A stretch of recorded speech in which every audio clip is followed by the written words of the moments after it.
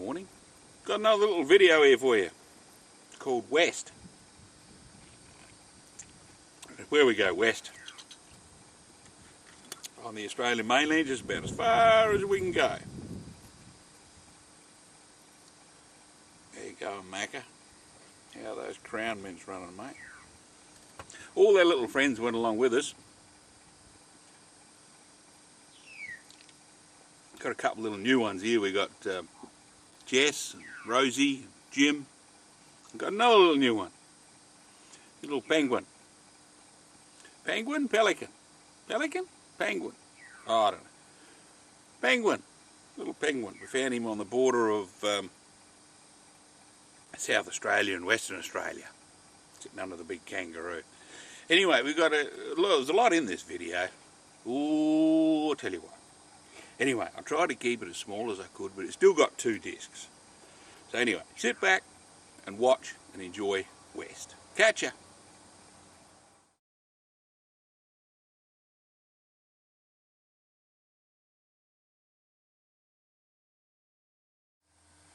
Good morning, good morning, good morning. How you going, Jim? Pretty good, thank you. That's good. Hey, Macca! Yeah. How you going, Gobber? I'm here, Digger. Yeah, you scratch. I've got some crown mints too. I brought them with me. I'm going on another little trip. You're not? Yeah. I hope you're heading west. Oh, I thought I'd head west, Macca. Right. I think I might go as west as far as I can. Yeah, well, you keep You're going going to give me some crown mints to go with me? Take a box of these. What's Jenny got down there? Oh, I just thought you might like to have a little bit of company. No, it's all right. What sort of duck is it? It's a mallard. A mallard. I reckon it'd be a dead duck. It will not be a dead duck, I assure you. This is a little bit different today because we're cheating a little bit, aren't we, Jim? Because I'm not going now. I'm going later on. But I thought to get Jim and Macca on, it's a bit of an organisational feat we're doing here. And old Macca's. What sort of crown mints are these, Macca? These Menzies crown mints. Menzies crown mints. Most of those people out there won't know where Menzies are. That bloke on here, I don't know whether he's any relation to Bob Menzies or not. No, you've had these a while now, Macca. You haven't even opened them up. No. It says on the use by date 2015. Well, they're out. They'll be there. They won't be 2015 if we take you for a trip. I'll tell you what, look. Where you going, Trev? Oh, I've got a map here, but old Macca hasn't seen this yet. We go in here, Macca, and we go up there, and you ready? You got to write this down. We go to the Pinnacles, then we go to Shark Bay, then we come back to Perth, then we go to Brusselton, Cape Llewellyn, Cape Naturalist, Albany, Esperance, back home. Piece of cake. You going to call into Piece of cake. You going to call into Cocklebiddy? We got to call into Cocklebiddy, Jim. I can't drive all the way through, you know. Or I'll give you a strong tip one. I'm going to restart that bloody fire you had. No. Oh. Anyway, There'll be no wood left there. We're going there. It's a big map. Just freeze frame, zoom in. There you go. You've seen it. Gee, you're a bit quick. I know. Well, you know that Trevor's always got these little dolls and little things. What do they call them? Bloody Bill Fay has given me a 4-foot-high bloody teddy. Well, seeing he's given you a big teddy, I'll give you a little one. It's so big it needs a seatbelt, Jim. Oh. Guess what I got here? What? Well, you'll have company. That's a little man. This is a super agent. This is First National out the front. The car might need See the First National sign on the front? The car might need a super agent to get through this trip, Jim. So I want you to take that on your trip with you. All right. Another little fluffy toy for you. I'll give you a strong tip. We're going to find something on the state border this time. I reckon, yeah. West Australia border. Yeah. It won't be but the trouble is, they do a peanut check on that border, don't they? I reckon I'm going to get through. I remember you there with your sesame seeds. Yeah, with me sesame seeds and me cashews. We got to find a fluffy toy on the border, but I don't know how we're going to arrange this. As a matter of fact, this video is going to be a little bit different. The start's all messed up for a starter, isn't it? Yeah. Well, Jenny's got a fluffy duck here. Yeah. Hey, can you take ducks on you? Only if he's got wings. He's got wings. We can throw him over. He's been clipped. You can throw him over the cliff there instead of throwing that money over the cliff. Jack? Not throwing my duck anyway. The money's going over at Cape Llewellyn, mate. I'll tell you now. All right? Cape Llewellyn. All right, we better get going. I know it's a month before I get going, but Oh, We'll yeah, get going. Yeah, but you have a good trip. So you've been as far east, Yeah, it was Byron Bay, yeah, far south, bloody Wilson's bloody promontory, right, and now you're going west. Shark Bay, which you have to pay to get into now. Oh, must be tourists. And what are we going to do? We're going north, aren't we, one day? Cape York. You coming with us, Magga? Cape Sounds York. like a good trip to me. I'll officially invite you on. You want to come with us to Cape York? Yeah, I need a you can hat bring like you. Jenny and the duck with you if you like. You'll have to pick me up at Alice Springs, Like I though. say before, Jimmy's going to Oh, tie yeah. the duck outside Tell the the tent. duck tent, and if the duck goes, we know it's time to pack up and We know the go. crocodiles are there. Anyway, we'll get going. Have a good trip. Yeah, Have try a it, good Trev. trip. See ya. Well, here we go. We've started on our journey across Australia, and we got to Kimber. I'd like to thank Jim and Macca and Jenny and Bubble the duck. I think it was Bubble the duck, wasn't it, Jenny? Yes. Jenny's going to get another duck. You know what? We know what the name of that'll be. It'll be Squeak. So there'll be the two ducks, Bubble and Squeak. Yeah, we're at Kimber, and we're on our way on our journey west. Yeah, that would have to be the only way to describe this little film is west. We're going to go west. So this film is virtually dedicated to Macca. On ya, mate.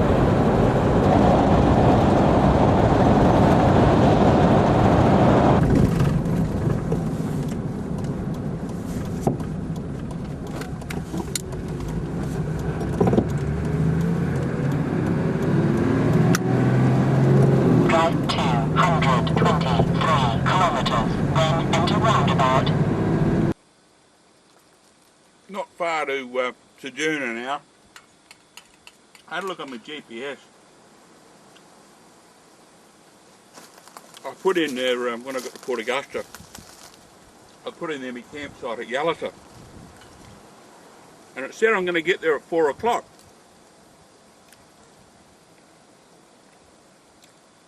And as I'm driving along, I gain a couple of minutes every 100 k's or something, and when I stop and have a break or walk around the car and have a drink or stop her a bit, she catches up, but it still looks like I'm going to get there about just past 4 o'clock, so that's good, isn't it? Fairly boring road along here. But then again, it won't be long before we get into Sejuna, will it? See, we got a new passenger this time. We got that little cockatiel called Rosie. Yeah, that actually his name's Chook. I misnamed it last time I was here. Sejuna Foreshore's quite a pretty place. You've got the waves out there, and we come around slowly to the jetty, which is over there. You catch fish on that jetty, Mick.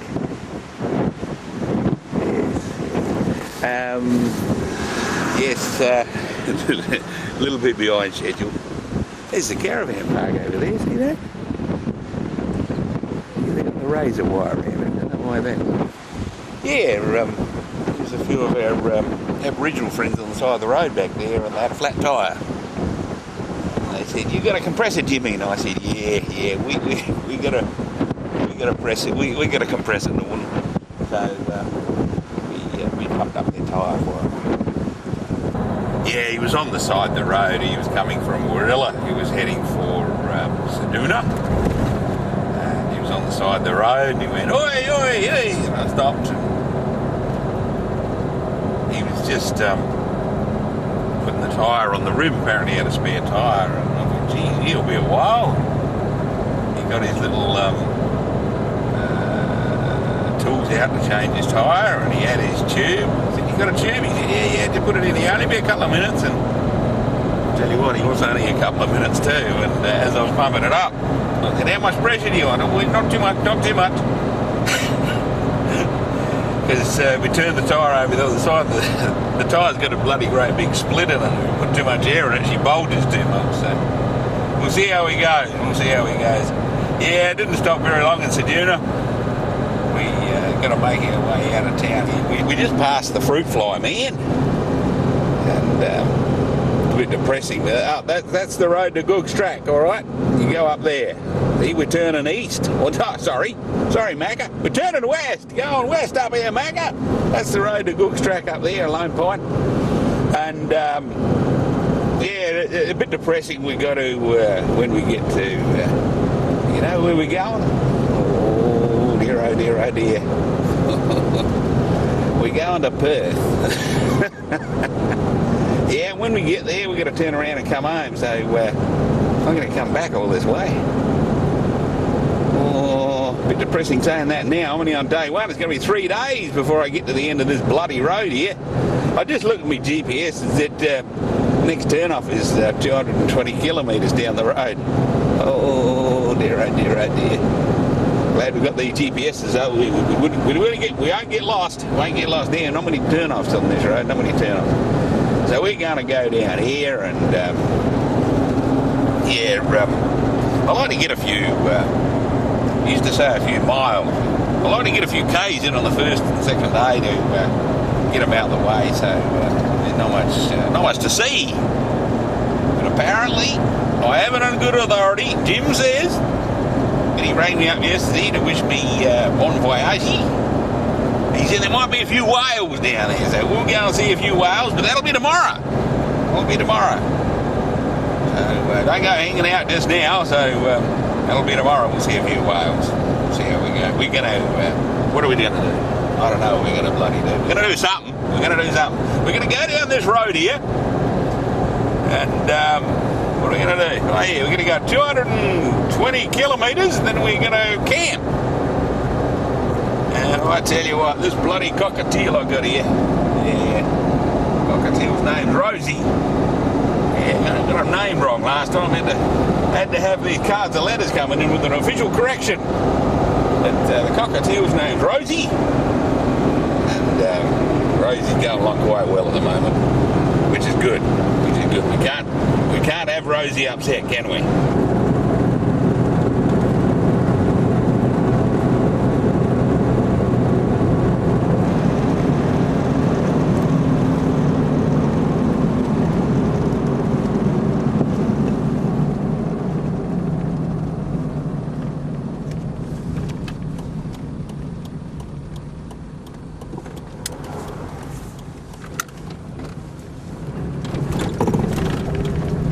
This is our old parking spot, Jim. We'll see whether we can drive out the back and camp in the bush, eh? You remember the way down here, Jim? You go out the back of the parking bay past the mounds of dirt. Been a long day today. Been a long day today.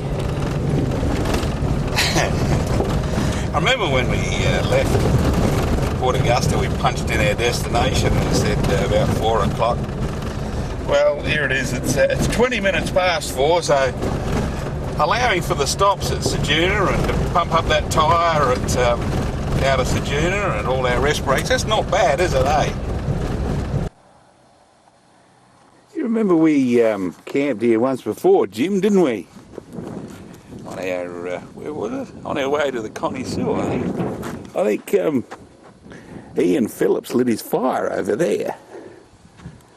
We're a bit not level, so I've ducked my tyres down a bit. I remember Dad in the Waterhead Caravan Park. We parked it in on the lawn, and the van wasn't level, so he got out his shovel and he dug the lawn up.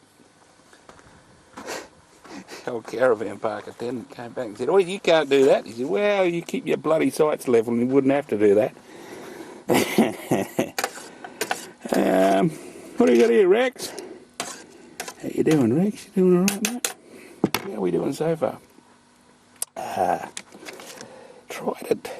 Tried it chicken flavour Thai soup with noodles, and that wasn't spicy enough, so we put half a packet of French onion soup in there as well.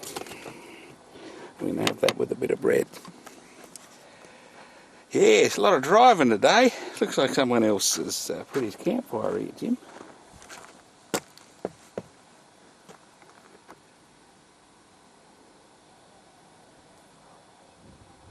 Not bad. Still hear the cars and trucks, but I don't know. We'll see how we go tonight. We'll see how we go. Yes, yes. A lot of driving today. What did we do? We did about 800 kilometres today. I fast forwarded the GPS to my next campsite at Cocklebiddy, and we've got another 500 k's to do tomorrow. Oh dear, oh dear, oh dear. Never mind, never mind. We all loaded up here. We got. Well, that's still hanging on well. How's that little clips going? Yeah, they're still on. Yes, so we'll see how we go tomorrow. Good morning. Good morning. A bit cool last night, a bit foggy this morning. Got away late. We're about 8 o'clock. Oh dear, oh dear, oh dear. Very nice, quiet spot back in there, Jim. Must be. It's an excellent campsite, Jim. You got to admit. Come on, mate. I bet you Rex would like to know where this is, but we won't tell him, will we, Jim? We got some other campers here snuck in during the night. They're near the highway here. They're in the what they call the official camping area, the area alongside the road here. Yeah, finally got a bit of heat in the car this morning. The temperature's starting to go up. Bit lumpy starting her up this morning, Dave. I think she's a bit cold.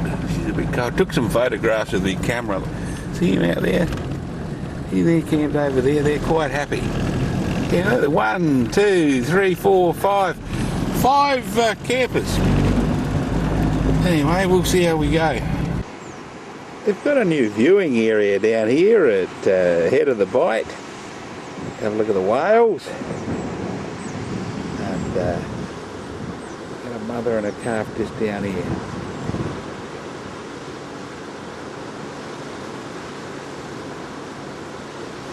Had to wait to get in here this morning. They don't wake the whales up until 9 o'clock in the morning, South Australian time.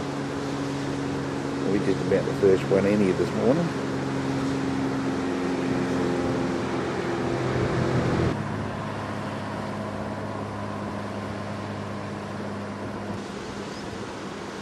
Probably the first scenic flight of the day. Just go over. Have a look at that Rex.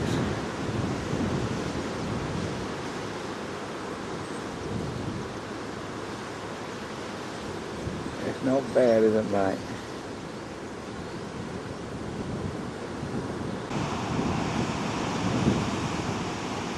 There's a couple more over here.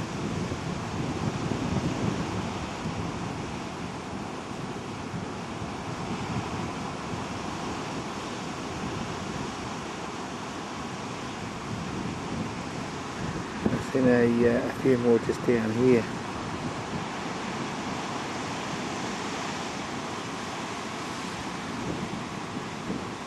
There's no one just over there.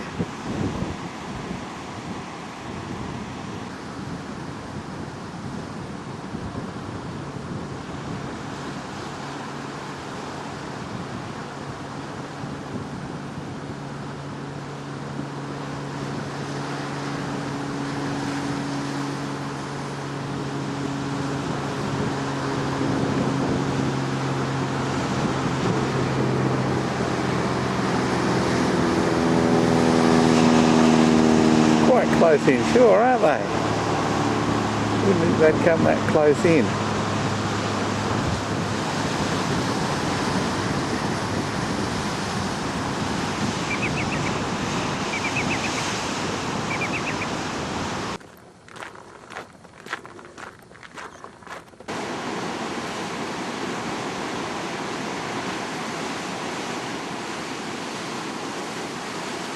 It's not bad, is it, Jack?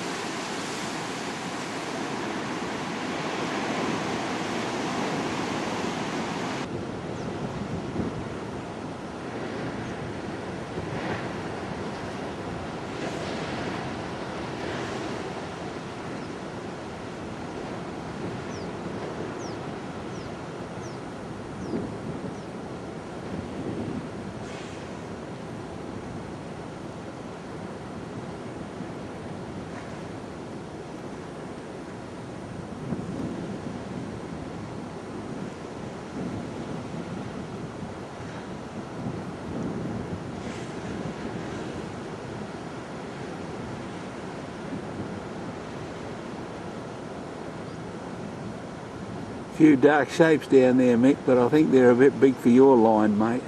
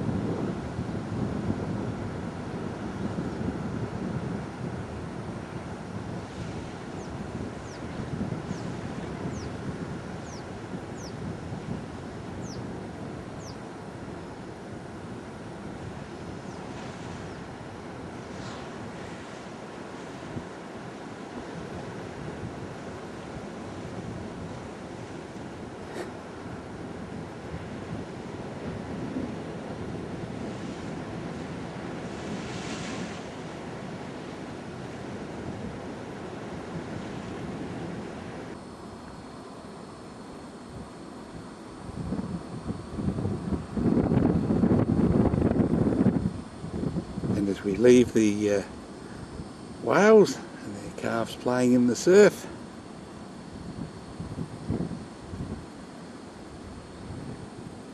At this magnificent location, Bunya Cliffs, head of the Bight Twin Rocks near Geraldton.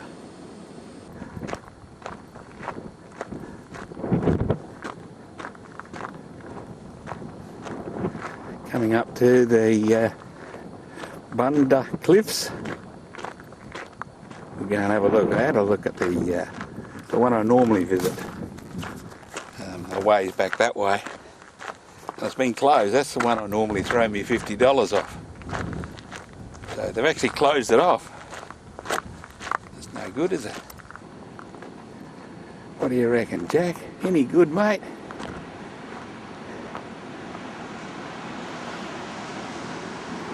That's not bloody bad, is it?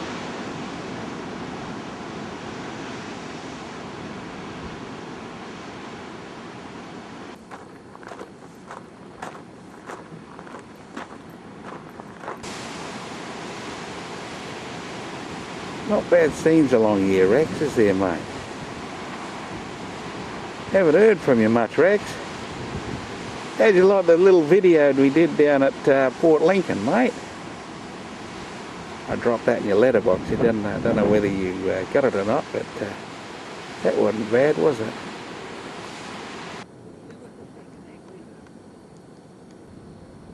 Yes, few people here today. So we're at the cliffs again, and Jack told me, he said, "You're going to throw your $50 off the cliff TP?" And I said, "Yeah, Jack, we'll throw $50. What do we got here, Jack? We'll come down here, we'll put it on there, we'll pick it up, we'll screw it up around. And there you go, Jack, in front of the camera. See, look at the water down there, mate. You can go down there and pick it up, alright? Throw it on. Oh, it blew back again. Bloody does that every time I come up here. Alright, Jack, hang on, mate. We'll put it around here. We'll put it around there. We'll try it again, Jack, alright? There you go, mate. Over the edge.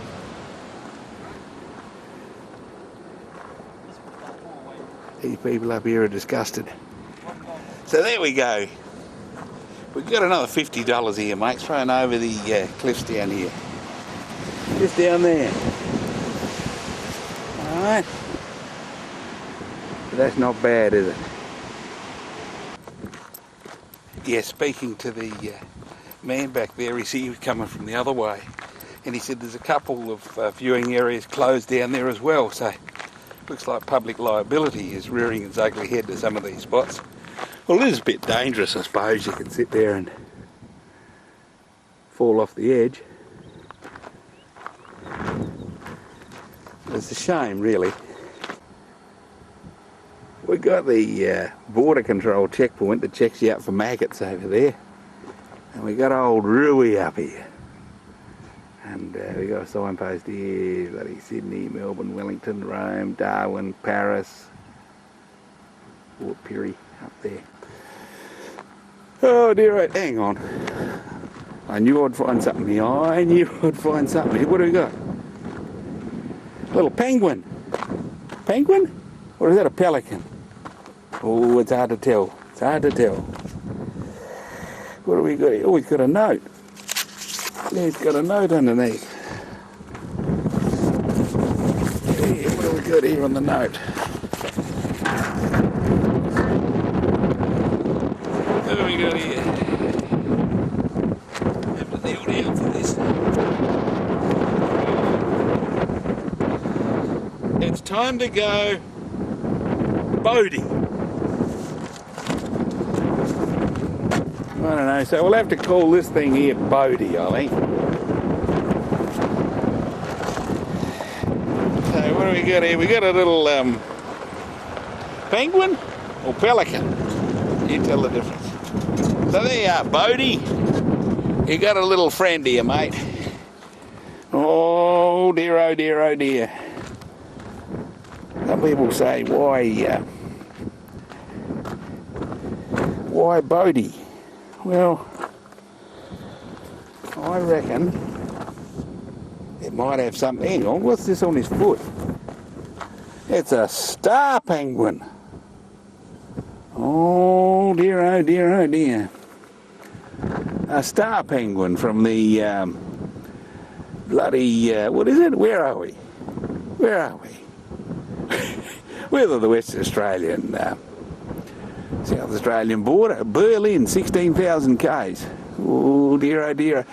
If you work it out, if we work it out, we look up here. We look up here. Let's zoom in here. Hang on, let's zoom in here. See that? London, 17,000 k's. Yes. It's a long way, but do you realise if you work it out, and you like these things working out, if you worked out 17,000 k's would get you to London. Well, that's how many k's I've done on the Nifty 50. Mick's having a bit of a giggle now, aren't you, Mick? Mick's always having a bit of a giggle. So there you are, Bodie. You got a little friend here, mate. Oh dear, oh dear, oh dear. What's it? It's a shining star penguin. From the border of Western Australia and South Australia. The big trucks live here, Bodie. Morning, sir. How you doing? Not too bad, thanks. Last day quarantine. Yes. Any fruit, veg, plants, seeds, nuts or honey on board today? I've got me sandwiches. I haven't got any nuts. I've only got packets of nuts. Yep. Honey? Nope. No honey? No rubbish in the car, such as food scrap rubbish, peelings, Only a bit of this. just wrappers? Just wrappers and that. Wrappers. No fruit and veg. I've been here through before. I know there's no fruit and veg. Where is it? Where we shop to? Perth. Yep, no worries, it's good. And this one is tin stuff. Yeah. And definitely no honey or honey. No honey. No, Vegemite, that's about all. Yeah, don't have any plants? No, Or cactus? no. or anything? Oh, your sesame seeds are off the cards too. As in, Loose. I haven't got any of them. Yeah, I found what we got? Ham, cheese and mustard at the BP garage, and I'll tell you what, look, I nearly fell over myself. I nearly fall over myself a lot. Got a bit of cake. Cake with no sugar, it's diabetic cake. Well, I will stone me, I thought. Bloody stone me. There you are, BP garage. Bloody Western Australian, South Australian border. Lucky I didn't know I was going to get diesel there, but I got some at Nullarbor Roadhouse. Diesel there on the pump said 23 cents a litre. I thought, you little beauty. Nearly choked on my bread. Bloody, no, they haven't got any. So, don't hang out for diesel at BP on the West Australian and South Australian border. But I'll tell you what, diabetic cake. Don't worry, Thomas. Your secret's safe with me, mate. We come come down off of the old shoreline.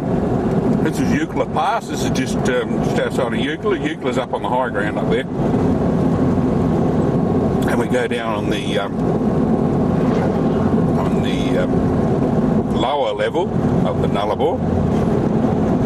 Highway goes down here. The old telegraph station is just out there. You can see it amongst the sand dunes out there. Well, you can't, but you can see the sand dunes anyway.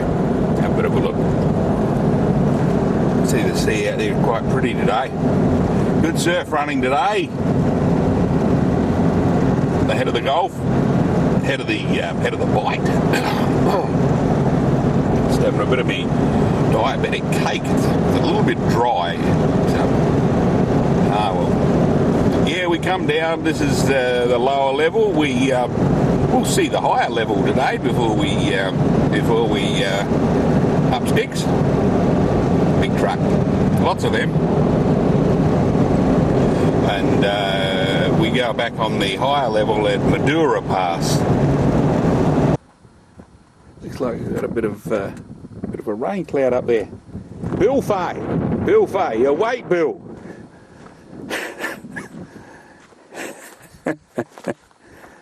This is called the Tree of Shoes. I think it's called the Shoe of Trees. No, I reckon this is where my feet ended up. I reckon there's my shoes. That's the shoes I lost on the bloody Stewart Highway. Oh dear, oh dear, oh dear. Oh look, there's a trail of shoes here. Oh God.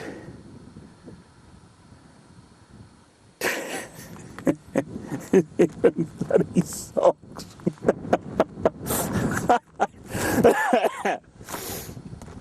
Oh dear, oh dear, oh dear. What a tangled web we weave.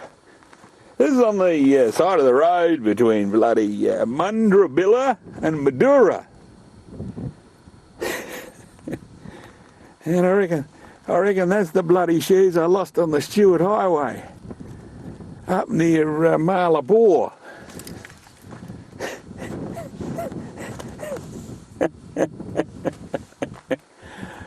Oh dear, oh dear.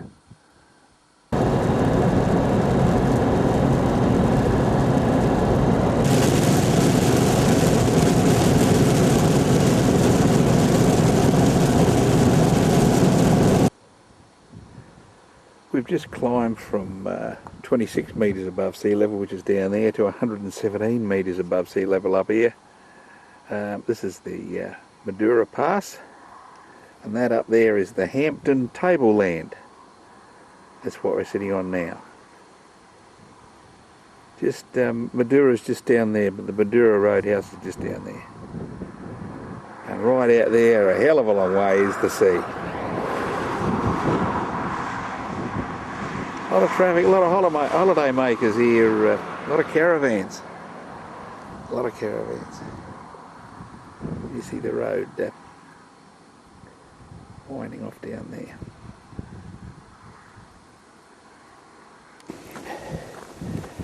Here's where you had your campfire, Jim. We're at Camp Cocklebiddy.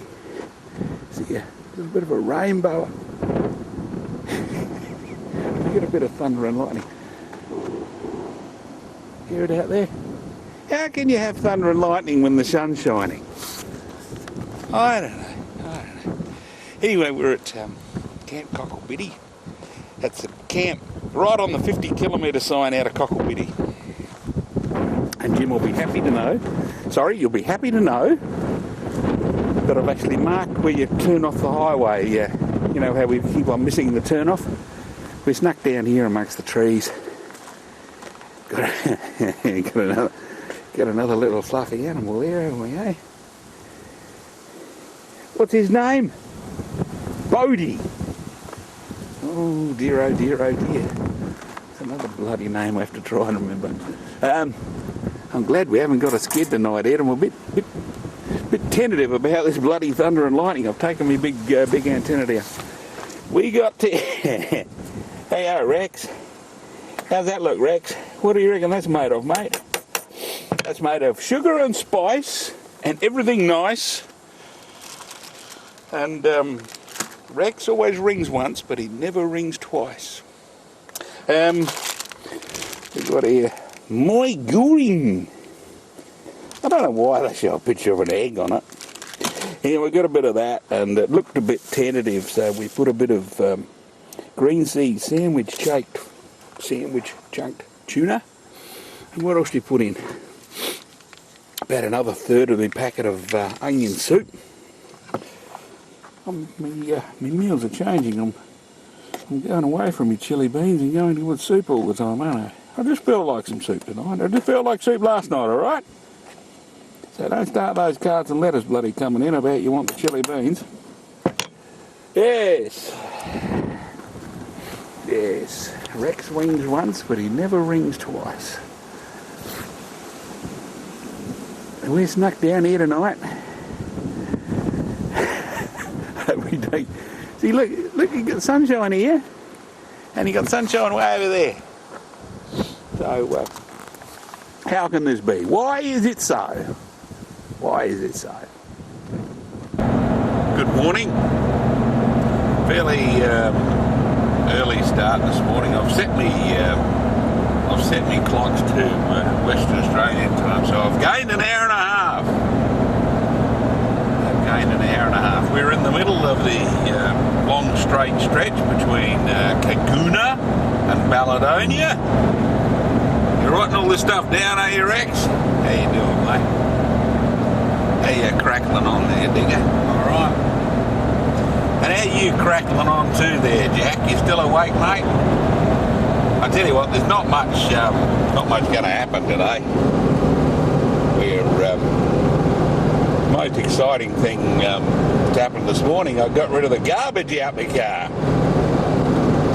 Yeah, dropped it in the bins at Cagouna, filled them up. Yes. So we'll continue on our way to Norseman. Well, this is a little bit different, isn't it? We've been through Norseman. I've had a Mrs. Mac cheese and chili pie. Lady behind the counter said they're making them hot now. He said, I used to be able to have them, but I can't have them anymore, too much chili. So there you are, Rex. Mrs. Mac cheese and chili pie, mate. Yeah, I've been through Norseman. We're now going on a little road that's not even on the bloody GPS cab. I had to load up me shonky maps. We're now crossing Lake Cowan. You're writing all this down, are you, Rex? Lake Cowan out of Norseman. And we got about 300 k's to Hyden. If you know anything about your geography, Jack, you know that there's a big rock formation at Hyden called Wave Rock. That's where we're going. So at the moment on the shonky maps here, Kev, it looks like we're crossing a bloody lake. I suppose you could say we are crossing a lake.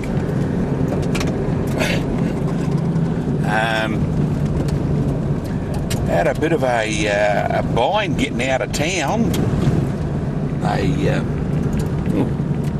Formation there.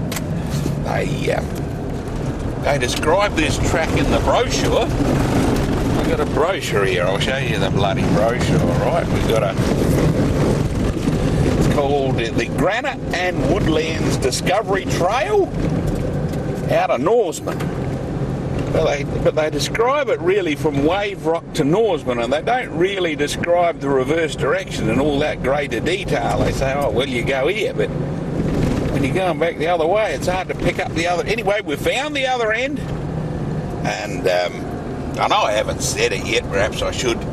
This is where the adventure really begins. It's a good road, Jim. There was a sign back there that said Section 1, Section 2, Section 3, and they're all open. Looks like it's got a clay surface here, Jim, so if there's any moisture around, I don't think... But other than that, looks like they maintain it pretty well. Might be a bit of a tourism thing. They got the grader out on the side here, and posts and that's there, but you notice, Jim, the posts are muddy, so I don't know, I reckon it gets muddy when it's wet. We're in the woodland section now. There's Dundas blackbutt gums, and there's salmon gums, and there's, dare I say it, black box gums. You know why they call them black box, don't we, Rex? Because they got black trunks and they make boxes out of them. A bit different from, yeah, the stick started to get up a bit with all the gums and eucalypts and that when I was coming between Balladonia and Norseman. Looks like they had a bloody great fire into Norseman for a while. There's heaps of stretches there where it's all burnt out. Just heading into Mcdermott Rock camping area.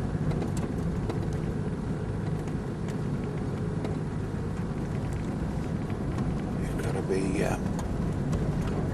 very, very quiet through here.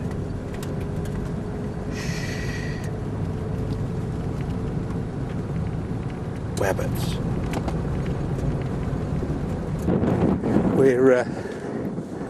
We're all climbing to the top of Mount Mcdermott, or Mcdermott Rock. You got some pools of water over here. Got a little guide here. An ancient plant here. This plant is found only on rocky outcrops in Western Australia. And of course we've got little bits of vegetation here where it collects a bit of moisture. Should have brought my fishing line, Nick.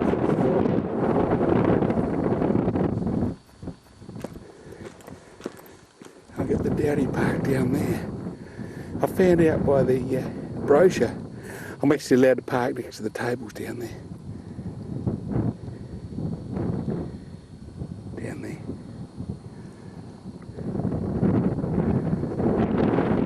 Not a bad view up here, but yeah. What did I say? You can't see much from up here, but bloody hell, you can see it clear.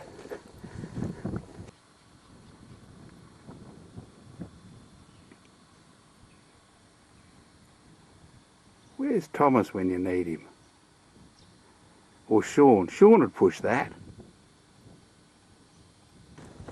I reckon this is a little bit like Wave Rock's going to look like. We'll probably see Wave Rock tomorrow. So I reckon it'll look basically the same as this, eh? I just noticed this right next to where I'm camped. What are we amongst here? We got some young salmon gums. Oh, here's one. Here's a good one. Over here. Salmon gum. Right. Been letting you down the last 2 nights, I know. But not anymore. Not anymore. Oh, she's a bit. Oh, the tide's a bit high, Mick. What do you do about that? Special night tonight. Beef and red wine casserole. A few champignons. Bit of black pepper. You need one of them, Rex. Alright. And what do we got? Oh, what's that, buddy? Oh, what day was that?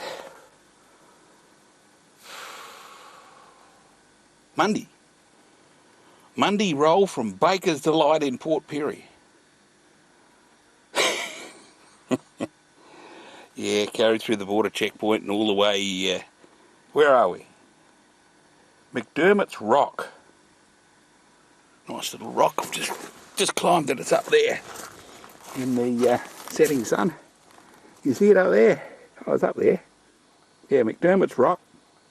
Yeah, it says on a little plaque there exactly what I thought. And that, what I thought was that Mcdermott's Rocks is the same formation as Wave Rock. Seen one rock, you've seen them all, haven't you? Anyway, We'll bubble that squeak up tonight. Where you going, Jenny? How them as ducks go along? They going quack, are they? Or is Macca... you probably didn't get that in the intro, but Macca wanted to take one of those ducks up to Cape York. And he wanted to tether it outside of his tent when he slept at night. And if the duck was gone in the morning, it meant we were too close to the crocodiles.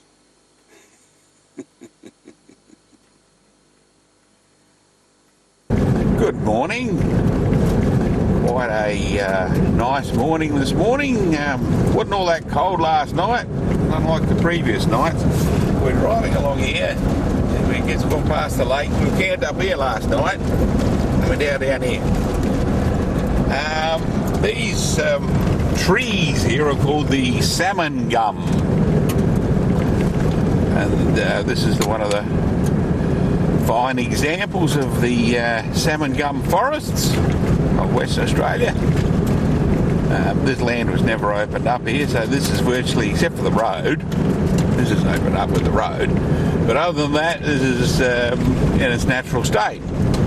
This is what this area of Australia would have once looked like. They're quite grey. They can grow quite straight, and it's not bad driving along in the morning, Jack, is it? We're on our way to where are we going? Bloody Wave Rock this morning. We'll go and see that, eh? On the drive along here, there's little spots you can have a look at, and this is called the Breakaways. It's more rock, a little bit like Wave Rock's going to be like, eh?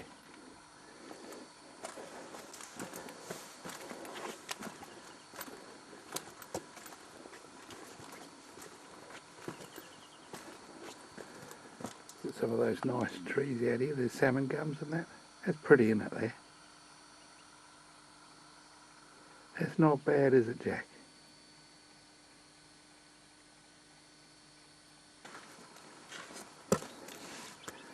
You have different coloured rocks and that all being in. I'll just show you something. Have a look at this for a campsite. That's not bad in there, is it, eh? Not a bad little spot you got. Isn't it great, eh? It's not bad. We hit the jackpot when we drove into this yesterday and there was no one else here. That's right. Well, it's too cold yet, you see. What? It's too cold.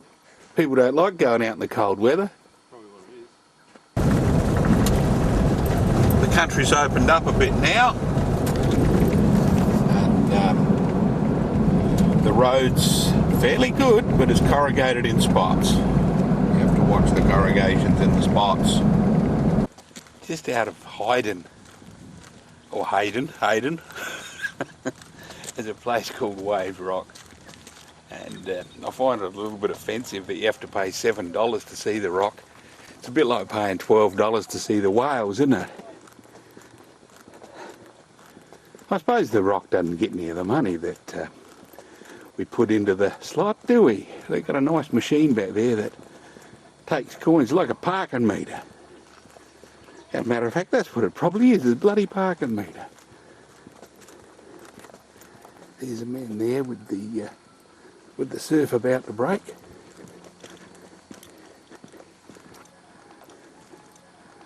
It's not bad, eh?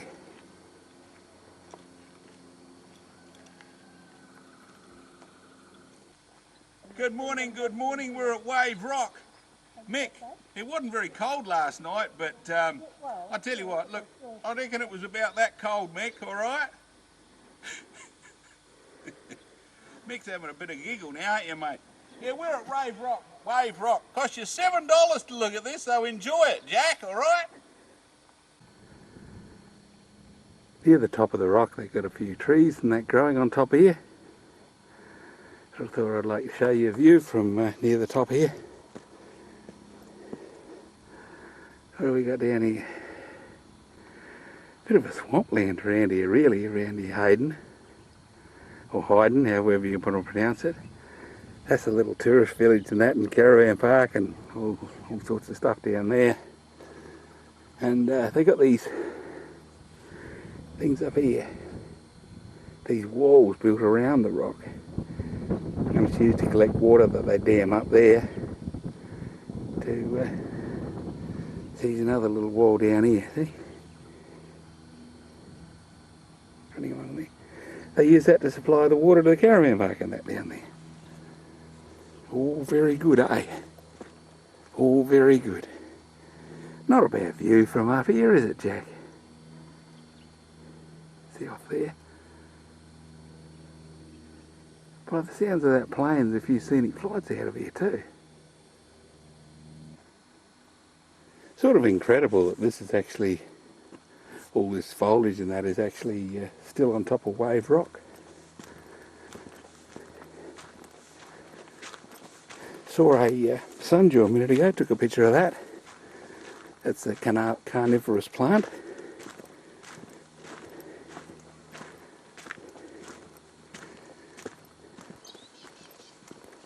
Quite pleasant walking back here, back to the car park. Got some water trickling down here. Got the birds singing in the she oaks. I don't know whether they're she oaks or he oaks, Mick, but you can tell me the difference between them, eh? Anyway, we'll see how we go. This is Wave Rock out of Hyden, Western Australia. Just down from Wave Rock there's another little spot called the Hippo's Yawn. And I think you can see that's you can't see, can you, because it's too bloody dark. Anyway, walk inside the hippo's mouth here. There's his teeth up there. Here he is with his, there you are, Mick. He's got those big Mombo lips, mate. And we go inside the mouth here.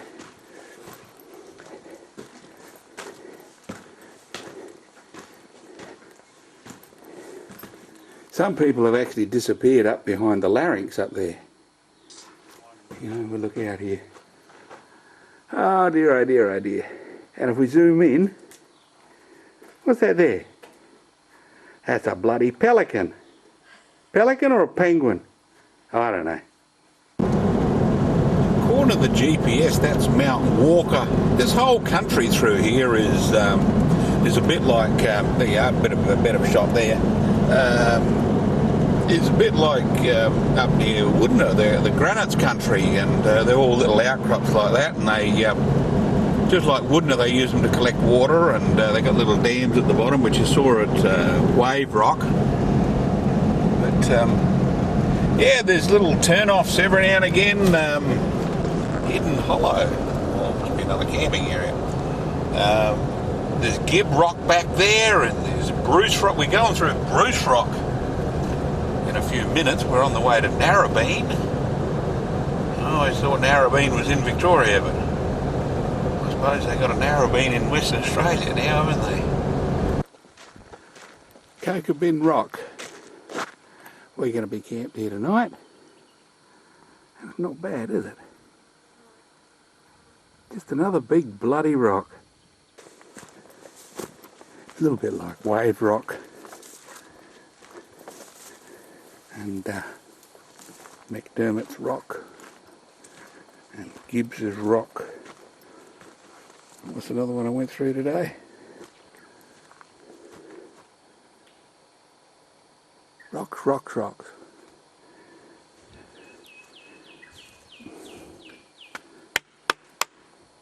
Oh, got a little cave in here. Wouldn't want the top to fall down, that, would you? Good morning, good morning. It's a fine morning. The sun's just come out for the first time above the cloud over there. We're driving along here up to the Great Eastern Highway, which is the road between Perth and Kalgoorlie. We're going to take a drive up here and try to cut around Perth and go up to the coast. Yes, the Mozzies ate me alive last night. Lucky with Mozzie nets in the car. work all right to keep the mozzies out at night, but yes, all the time you're outside you get eaten by mozzies. What do we got here? Perth 99 k's. We're just going around the Northam bypass. We actually drop off this Northern bypass in a minute and start heading northish. Macca wouldn't like that, would you, mate? We're not predominantly heading west anymore, Macca. We turn off and go north for a while. Then we go south for a while. Then we go east. There's Northam there. The outskirts, industrial area north of anyway. 1.2 kilometers, exit left. God, the lady speaking to me, I better listen. Yeah, it told me to exit left on the freeway. Wonder what the hell it meant there for a second.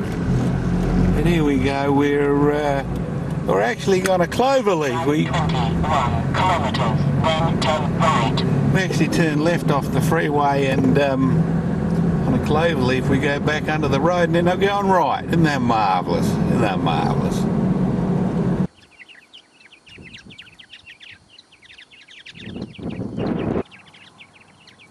I'll just show you some of the wildflowers alongside the road here. We're just on our way to the Pinnacles. And I just thought I'd show you some of the wildflowers around. It's still a bit early in the season, but they've had a bit of rain in the start of September. Sorry, start of October. What month is it? Oh, I don't know. August, must have been the start of August.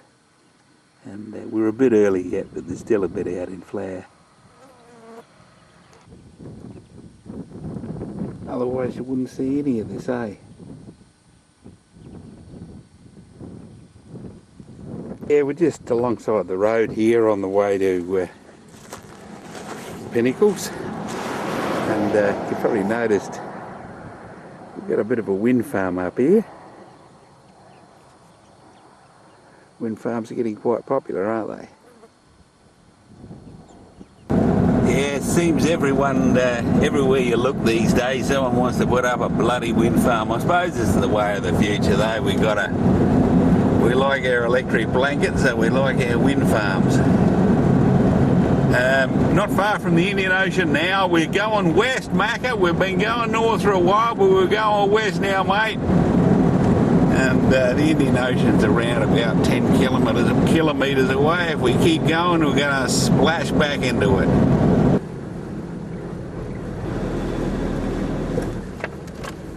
Yes. What do we got here? We have to pay to get into the Pinnacles now, $10. You get a little brochure and she tells you most of the Pinnacle Visitor Centre is shut at the moment for refurbishment.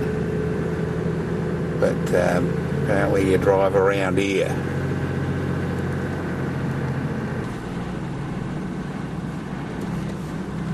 It's a one-way drive around the Pinnacles.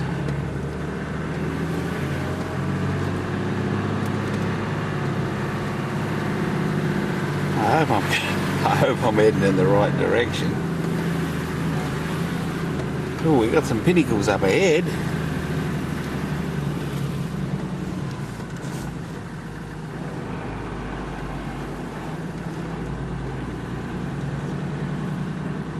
Looks like I won't be able to dance naked through the Pinnacles. There's too many people here. I reckon with me winch on my front, I could pull over some of these rocks.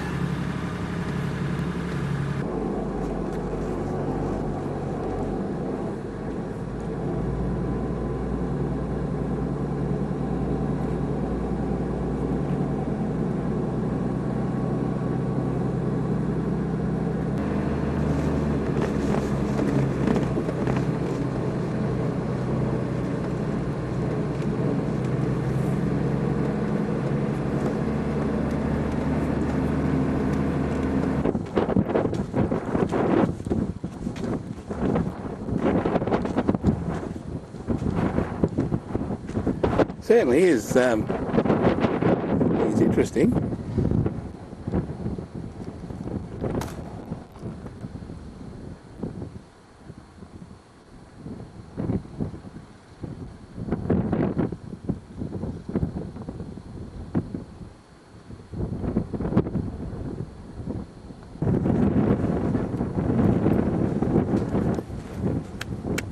Nice pinnacle. Now, Dave Warden, how you going, Dave? Dave Warden was tickled pink when he found out I was going to the pinnacles. He said, "TP, I want you to dance naked through the pinnacles just like Billy Connolly did." Have a look at this.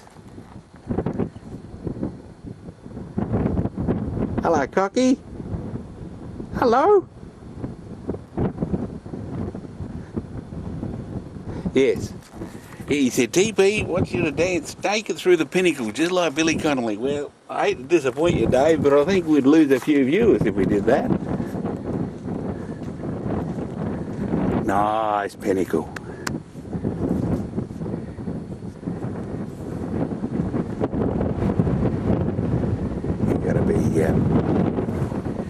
You got to be very, very quiet walking through the pinnacles. Shh. Pinnacles. Nice pinnacle.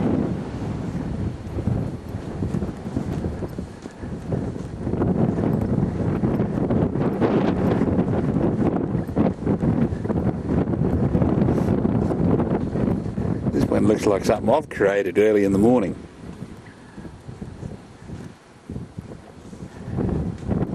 I suppose I could dance naked through the pinnacles. There's no one here. Nah, better not. I'd upset the other tourists. Have a look at that. That's a tree root coming down through there. You see that? Yeah, that's a tree root.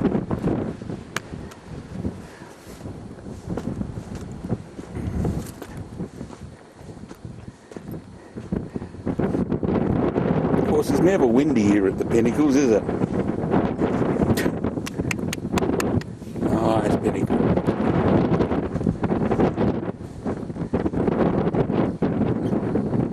Have a look at the way the sand's blown away from this old mother over here. Oh, Cocky gone. Anyway, that's what we're up against. The pinnacles. Western Australia.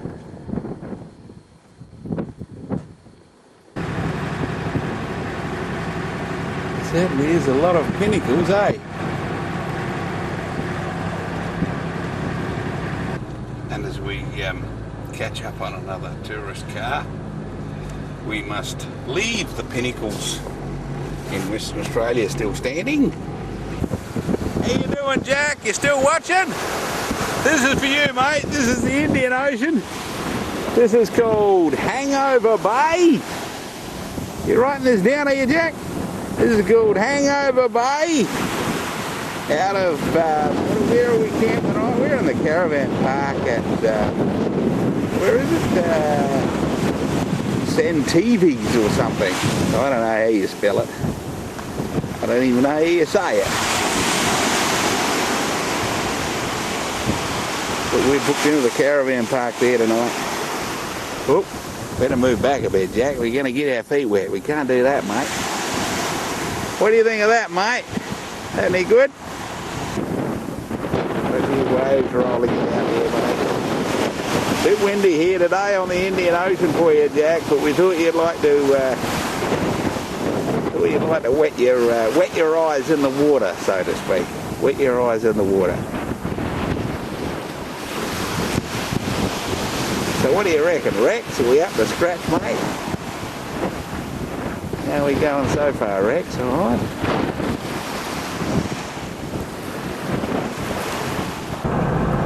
Good morning. How are you this morning? We're just coming into a little town. What's it called? Bloody Lehman. Here we are. We're driving north on the Indian Ocean Drive. Saw Margaret and Ian Phillips last night. I was in the Caravan park in, where was it? Cervantes. And they said, you'd be mad. Bloody mad if you didn't come all this way and see the wildflowers. They're up in, anyway, when we come back from Shark Bay, we're going to take a bit of a diversion and we're going to go and see some wildflowers. Lehman, 80 kilometres an hour. The GPS along here is just about, you've got so many housing developments and redevelopments and road realignments, the GPS keeps on taking you back to the highway, but we're going along here fine. A little town called Lehman. But the towns over here are not so much towns as the support system for groups of houses and shacks. I suppose that's what a town is really, isn't it? Oh, well, never mind. And we're on our way this morning to Geraldton, and we're going to go there and see what the go is there. So that's what's on the card for today. The dome itself consists of 645 interwoven gliding silver gulls, one for every person that was on the ship. The silver gull's always been acknowledged as the spirit of the dead sailor floating free between the ocean and the sky. And on this occasion, if you notice, they're all flying around in an ever-decreasing circle towards the heavens. Each gull was cut out by high-pressure water jet, so as not to distort with discoloured material. 7 tonne of stainless steel up there, supported by 70 tonne of concrete. The reason we have the theme of the silver gulls because of the very moving moment on the 19th of November in 1998. They had a ceremonial service and a commitment service to build this particular memorial. And during that service, a big flock of silver gulls came up from the ocean, flew backwards and forwards across the crowd, and as the bugler played the last post, they formed up into formation, flew over the flagpole and into the setting sun, not to be seen again. It was a very moving moment. The sculptors were told about it, and hence we have the theme of the silver gulls. And just a little aside to that, on the 19th of November in 2005, we were all sitting around here during a remembrance service, and the MC was standing over in the far corner, and he was saying 645 men, 645 men. For some unknown and inexplicable reason, he said 644. All the tour guides were sitting over there. Oh well, he's made a mistake, we know. And just then one silver gull came up from behind the wall, flew backwards and forwards across the crowd the length of the wall, and you could almost hear the thing saying, "What about me? What about me?" And just as the bugler played the last post, it disappeared into the sunset. We didn't see him again. And we're sitting there, we had all goosebumps. It was quite a moving moment. The centrepiece here is based on the nautical compass. If you want to come up and have a look at it, that's fine. But just watch your steps here. In the centre is a propeller which came from the very first hut that was in Geraldton at the time. That was cast and machined in England and flown out here to go on the tug that was being built in Fremantle. We used it for an altar for ceremonial services and reclaim services. And if you just walk over here, you can see all the silver gulls in the black here. Like they're all swimming around in the water. And the silver shimmering of the ocean is represented by the diffused light. Overhead, supported by the shape of the ship's anchor, is the eternal flame, which is symbolic of eternal life and power of the spirit. And during ceremonials, it symbolically keeps alive the spirit of those departed. Just to give it a nautical theme, we have the red and green lights at the port and starboard side of the ship. And if we stand directly here, we can line up the centrepiece of the anchor at the front of the ship. It lines up perfectly with the front of the ship coming down through the centre of the pole on the far side, down through the centre of the propeller, straight down the pathway through those two bellows. That is the only straight line in this dedicated area. Everything else is circular, indicating the circle of life. It's a very fast ship for its time. It had a speed of 32 knots, had a displacement of 6,830 tonnes. Very manoeuvrable because of the 4 propeller system. So if you like to come down through the pathway here, if you go down here, just watch your steps going down there.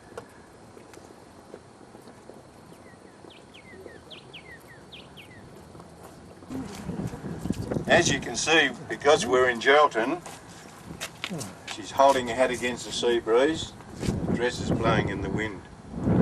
The gaze is forever fixed on the horizon. She's facing in the direction whence the battle occurred, but what she's seeking out there is already in another realm. I think the sculptors have done a wonderful job of her. You know, the 1940s hairstyle, the grief, the anxiety, the tension in the face, the little necklace here with the anchor, wedding ring on her finger. They haven't missed too many details at all. She's modelled on nobody in particular, but she's meant to represent all the families that waited here in vain. And through her, we can feel the pain and anguish that was felt by all those families. She's a very integral part of the memorial, and we love her dearly. Now, overall, we have, in summary, we have the wall of remembrance, which is the arms of the nation reaching out. We have the cupola of birds, which represents all the men that were on board the ship. We have the stele here, representing the ship itself. And we have the waiting lady representing all the families that waited in vain. The whole memorial is steeped in symbolism, which can only be described as heartrending. And we got a load of materials leaving Geraldton. There's the harbour down there. That's the port area of Geraldton there. And we've just been on a tour of the Sydney Memorial here at Geraldton. The bow of the Sydney to scale. Thank you for that tour. There's the dome with the seagulls on it up there. Did you remember it? Yes. Geraldton, Western Australia. We're in the Western Australia Museum at Geraldton, and the Maury, there's a cannon from the Batavia. We've just been and had a look at the Sydney Memorial tour, and we're now in the Museum of Western Australia at Geraldton. They've got a little division down here. Here's another cannon from the Batavia. Wrecked at 4 o'clock in the morning, 4th of June 1629. She went down in the water, and here she is now. Edward, I know Ed would be saying now, take your hand off it, TP. The Abrolos Reefs, still called Batavia Grave.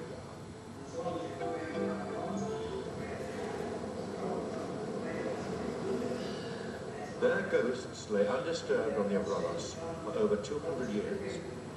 They were revived by the determination and curiosity of Australian author, historian and diver Hugh Edwards. And there was a sort of lace curtain of foam to start with. Then as we came up the valley where the wreck lay, there were all these bronze guns. And I remember in that sort of late afternoon light, they looked absolutely golden, gleaming and fantastic. The first report we had was that there was nothing there at all except the guns and the anchors. But as soon as we started looking under shelving ledges and what have you, we realised that there was a lot there. We found bellowing jugs and coins almost immediately. We could see that there was timber at the back, and there was a big heap of jumbled stone in the middle.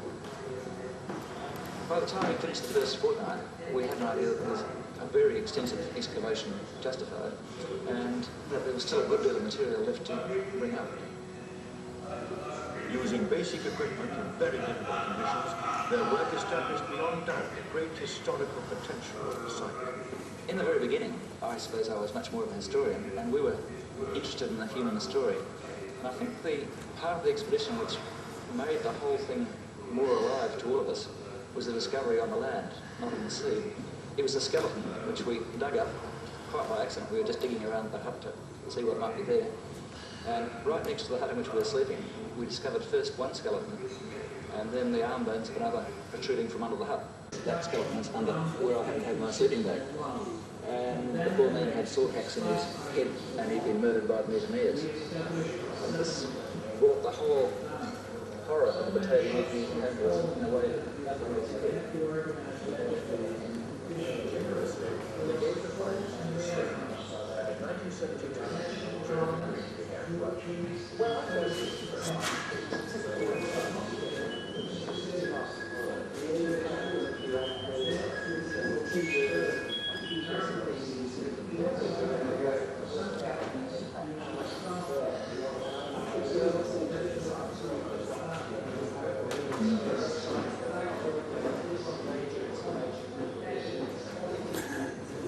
These blocks were used as ballast in the Batavia.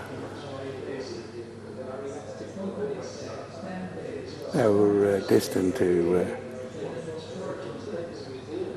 go to the port of Batavia to build an entrance hall for one of the buildings there. Of course, there are heaps of coins on the Batavia. I think there were 16 chests of coins on the Batavia that the mutineers wanted to steal as well.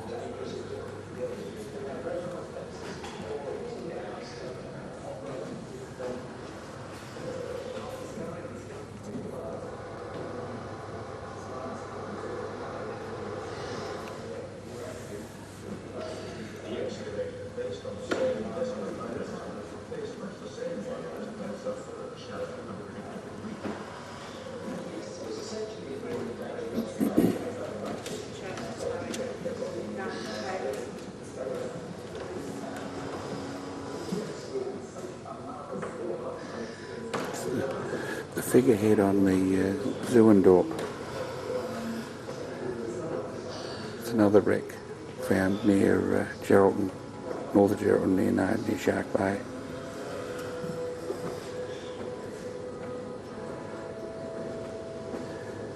Figureheads were a symbol of luck on the front of the ships. It shows how some of the ships were packed. They used to have their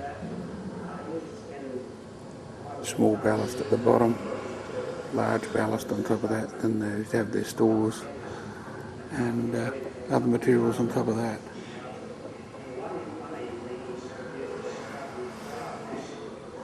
All very good, eh? Just making our way out of Geraldton at the moment. Heading for where we're going? Cocklebiddy, I think. Yeah, glad to get out of Geraldton. It's a bit busy in there, and we're going to go and we're going to camp tonight at Cocklebiddy. This is called Grandstand. We're on the way to Cocklebiddy. It's quite magnificent. I'll just turn around the other way. Just a viewing platform up here. Cocklebiddy's up there, and have a look at that. How's that look, Jack? Look alright, mate? Yeah, we're about 8 k's from Cocklebiddy. We'll be spending the night there, and we're going to have a bit of a look at some of these things on the way in, some of the cliffs and that here. Very scenic, very scenic. This spot here is called Island Rock.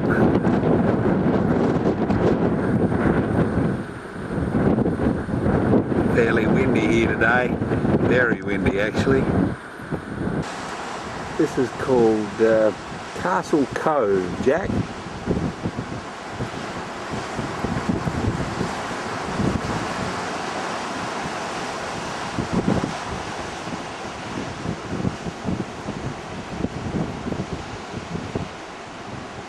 It's not bad, is it, mate? That's pretty, isn't it?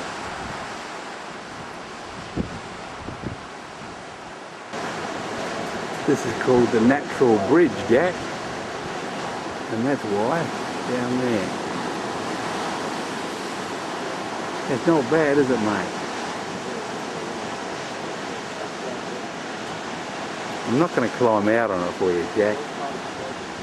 That's bloody nice, isn't it? The way it's coming in there. It's not bad. Actually, all the coast along here is nice, isn't it, Jack?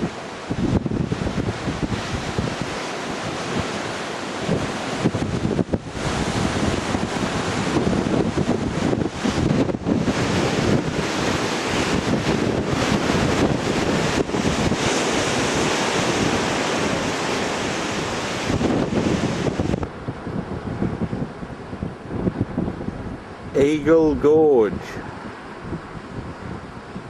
I don't know why it's called Eagle Gorge. It's because that's where the eagles come. Anyway, it's called Eagle Gorge.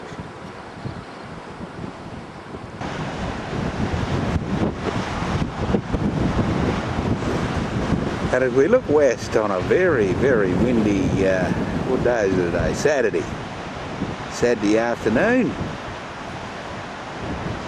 With the exception of Shark Bay, we're pretty well going west, Macca.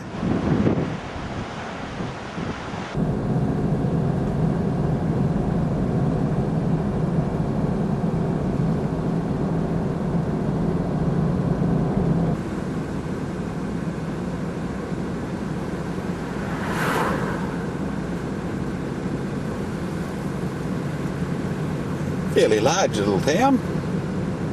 That's an oxymoron, isn't it? Large little town. Calbarry, Western Australia.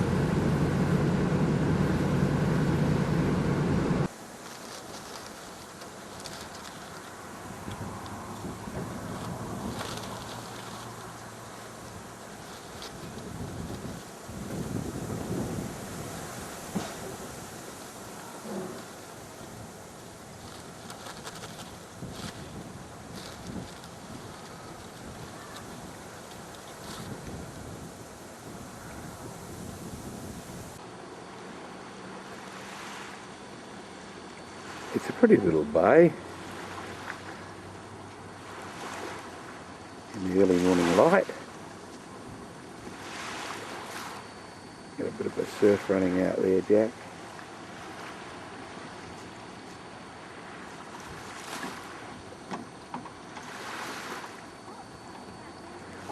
Bit of confused water there.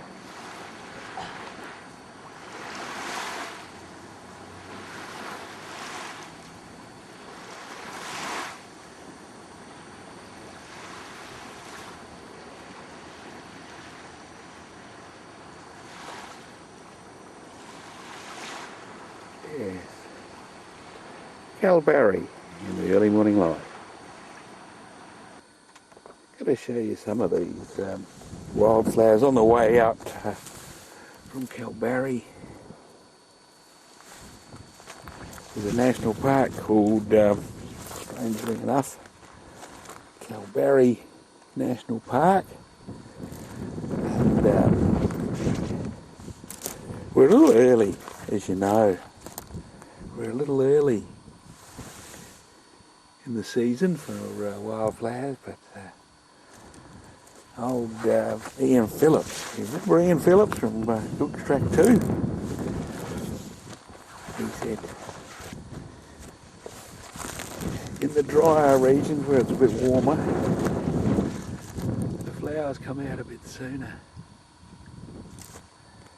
And they're just starting to present themselves a little bit better than what I've seen.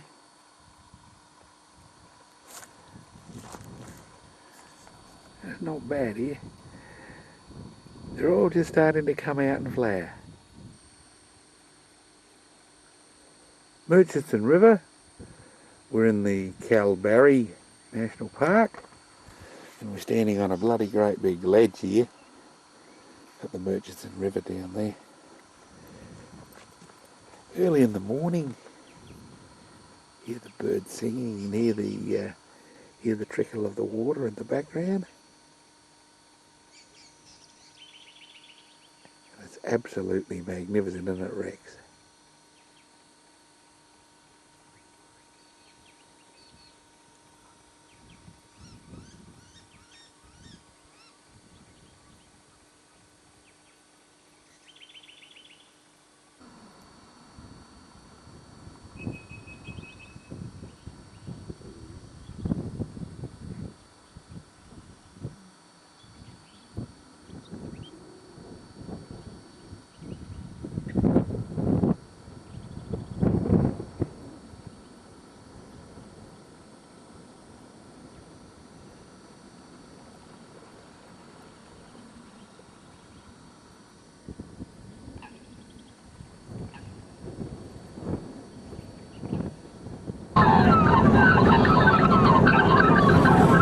just listening to Macca on the radio. He's got the bird calls running this morning. Went through, had a look at the Murchison Gorge. Have to turn Macca down a bit, I think. Yeah, went through and had a look at the Murchison Gorge with the Murchison River down there, out of Calgary. Yeah, it's quite spectacular, quite spectacular. We're now on the, what are we on? The West Coastal Highway. Right, all this down here, Rex. That's Shark Bay out there. We're going along here on our way up to Denham and then on to Monkey Mire. It's a fairly remote area. Lots of tourists on the road, lots of Winnebagos and camper vans and all sorts of camping regalia. Fairly warm here this morning. Yes, it is still morning. Weather forecast here is for 27 degrees today and 18 degrees in Perth.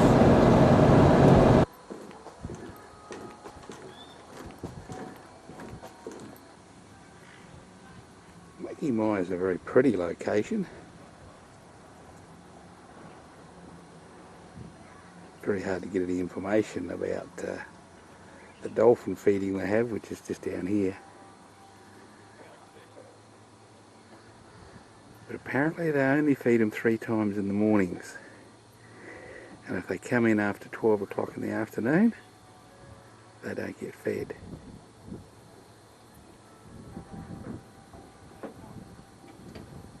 It's 1 o'clock.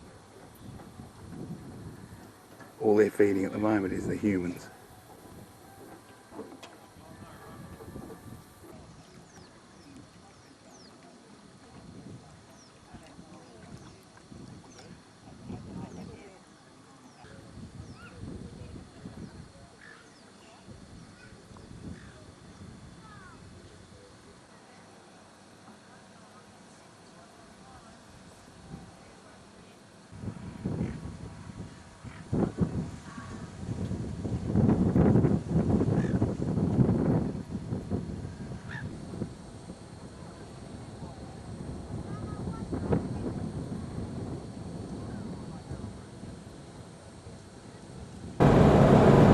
We're heading away from Monkey Mire now back towards Denham.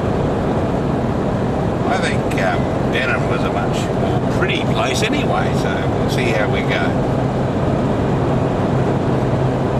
Yes, they only feed the dolphins in the morning, so if you're going to Monkey Mire, firstly you've got to stay there. And had a bit of a giggle this a few people sunbaking on the beach. Ooh, the sun has got some poke in it this time of the year. You know how far north we are? Just check out how far north we are. We're actually more north than the Queensland, New South Wales border. There, we're further north than that. There's people sunbaking. You could almost hear them sizzling. There's Denham out there. If we come out here, Denham's on a little bay in Shark Bay, and there's the anchorage with the little boats out there. Not bad.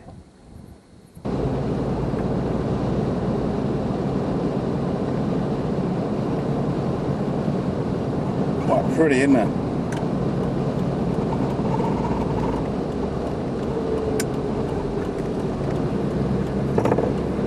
I thought I'd better drive through a town for Jack. Jack likes driving through towns. This is Denham, Jack. I wasn't really all that impressed with Monkey Mire. You probably gathered that.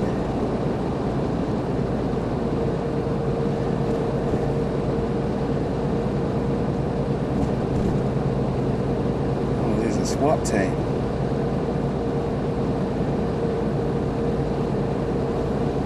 boats in the harbour here this morning.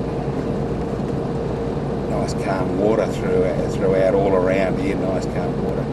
Can't believe those people sunbathe.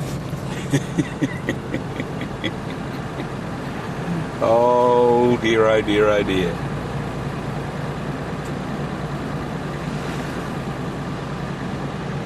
I like towns with the sea on one side. Gives them a bit of character, doesn't it? They're quite pretty, isn't it?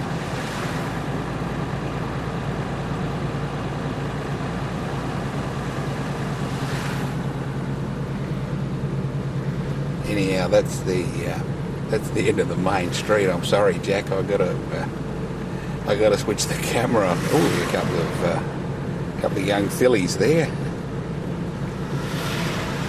in Denham this morning. Oh, we got Easy Liquor, the Comfort Resort.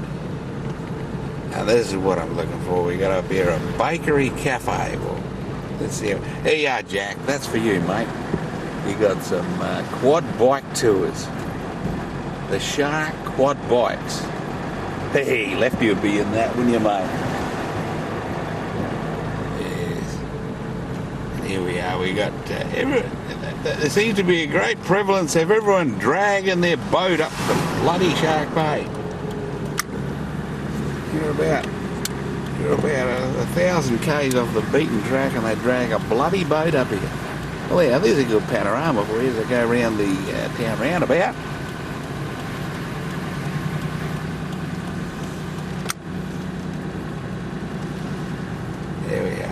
Denham, Western Australia. Less than 26 parallel, so we're quite far north. Quite far north. You worked that out yet? I reckon you would. Eagle Hawk Lookout. Of course, Shark Bay is very shallow. I thought you'd want to see this, Mick. Have a look here, mate.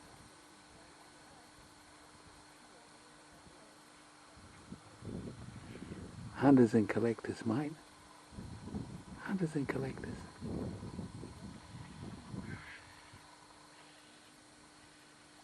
I don't know what they're collecting, but they're certainly hunting. Yeah, Shark Bay is quite a large area, protected from the ocean swells, and very shallow, as those people walking out there can tell, because they ain't got legs that long. Not bad, is it? What do you think about that, Rex? Is that alright? Coming up to scratch, mate?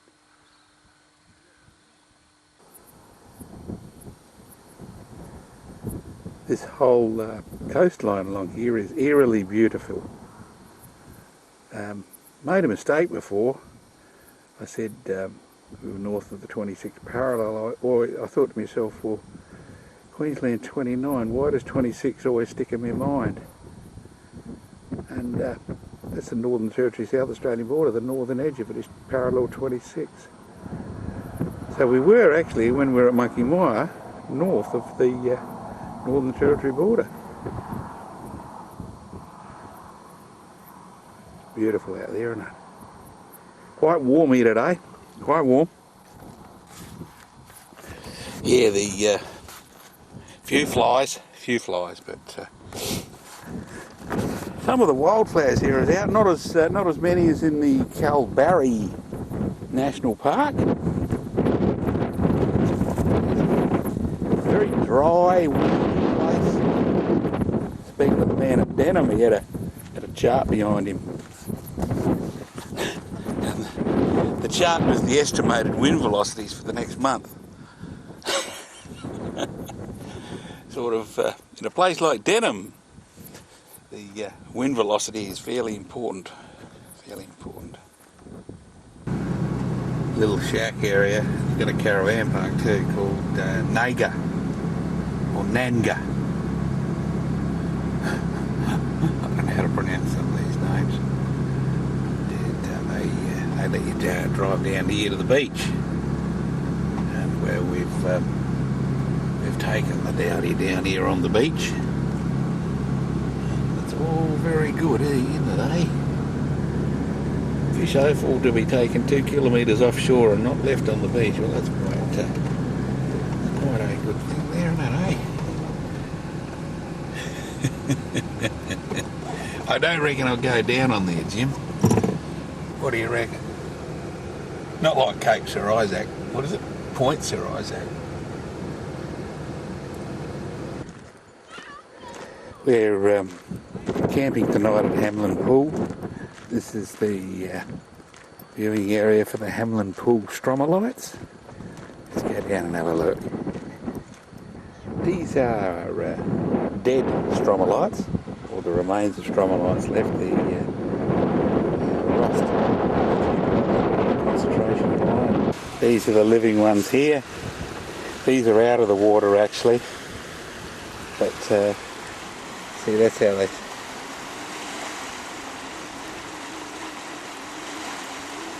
That's one that's in the water. This is the intertidal zone. These are all stromatolites all down here.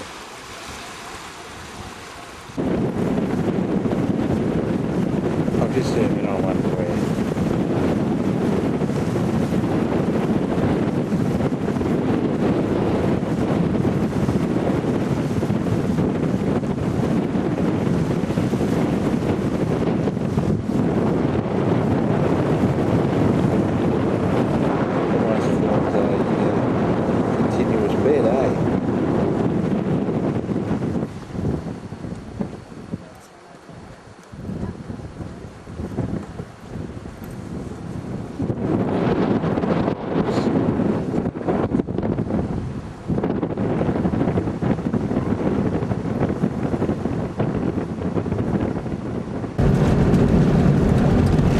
Good morning. Well, Macca, looks like we're still going west, mate. This morning we're going out to Steep Point.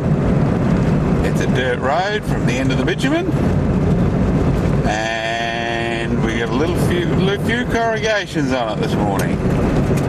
I wonder if they'll go away this afternoon. Yeah, camped at Hamelin Pool last night.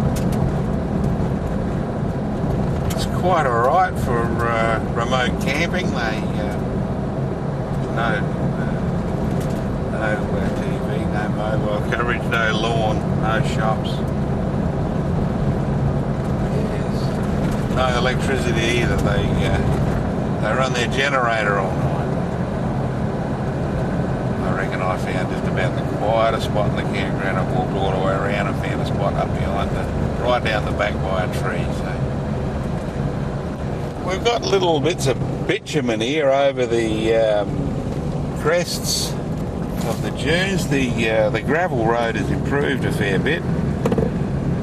I've let down the tyres a bit to give me a bit of smoother ride. It's a beautiful drive through here, Jim. Beautiful drive through here. Had a look on the map a minute ago. We don't cross the 26th parallel on this little ride up here. We go west, Macca. We go west as far as we can go west, mate. This is for you. But we don't actually cross the 26th parallel, so we were most north yesterday. A few wheel ruts here. Looks like I might get a bit boggy on occasions, eh? Yeah, should come up to the private property section soon. We'll have to turn off the main road then and go on some bush tracks up to Steep Point. It's a bit like the Ann Bedell, Jim. There's corrugations in between the corrugations, but everywhere you look along here, it is really stunningly beautiful country. Very harsh.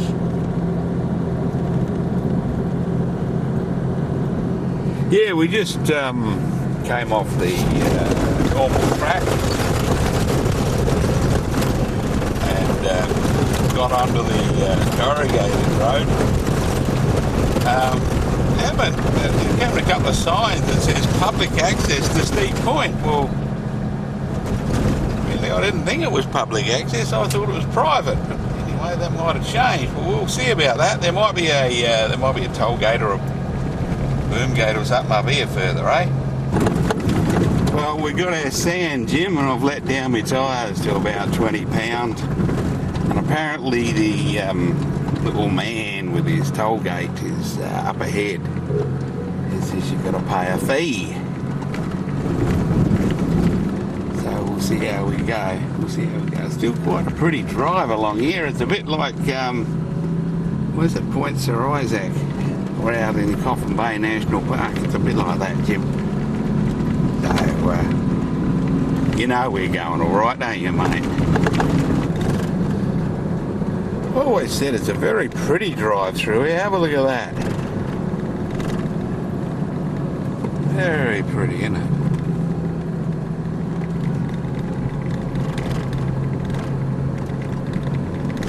That's Shark Bay ahead of us still.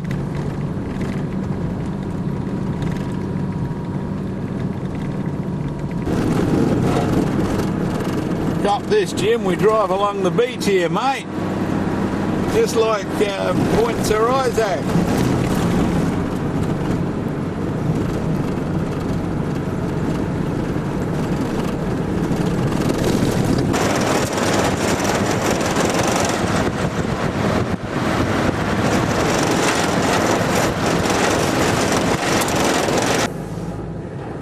Yeah, we had to go around the house on the track. I've just been around, paid me money.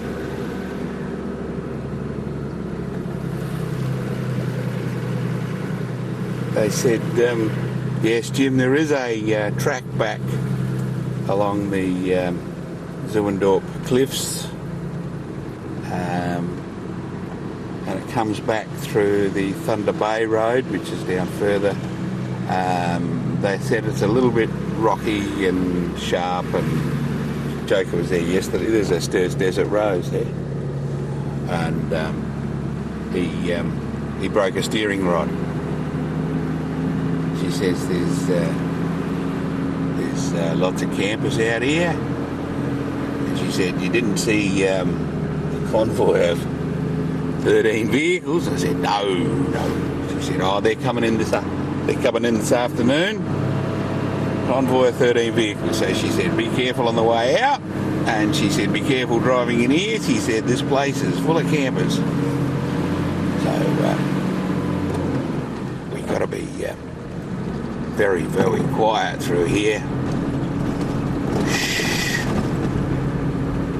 Campers. I've said before, I'll say it again. This is bloody beautiful through here. Very, very scenic.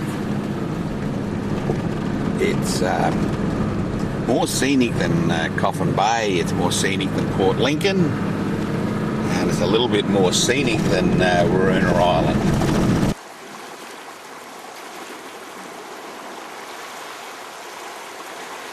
On the way out to Steep Point, there's lots of little camping areas. Magic little spot here. With the waves coming in, lapping at my feet.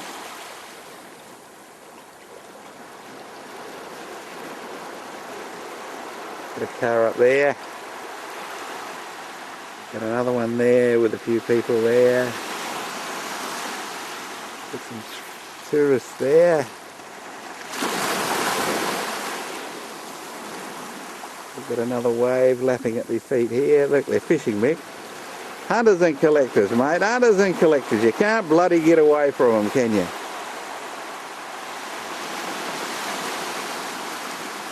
Yes. Little chap there.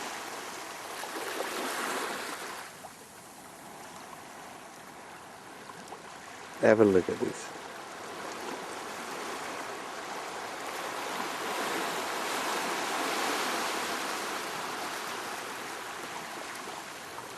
That's bloody beautiful, isn't it?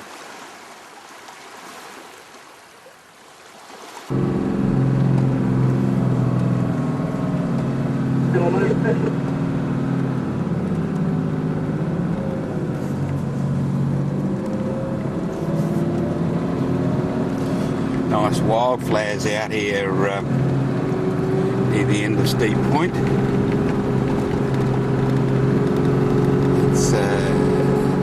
It's starting to look very nice.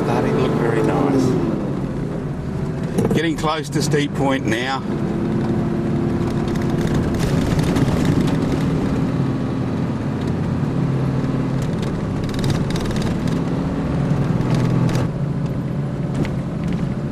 This is the Zuendorp Cliffs.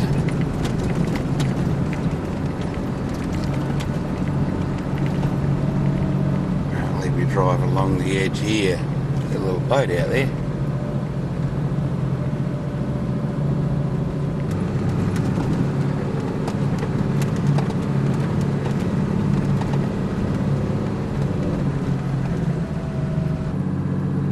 There's the lighthouse. Oh, I don't know, what about this?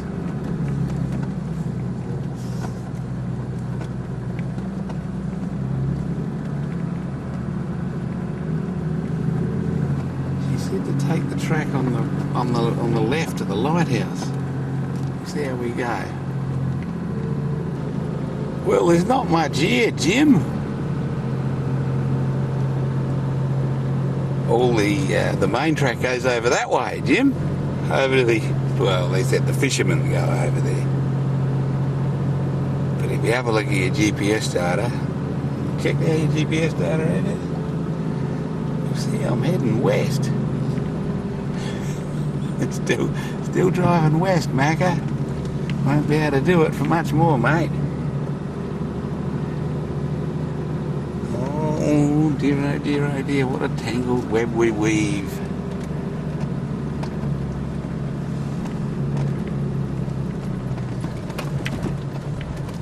I reckon we have to, oh no, the track goes around the corner, it still goes west.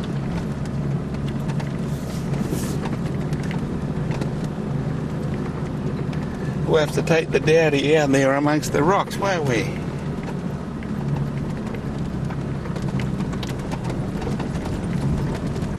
I'm standing.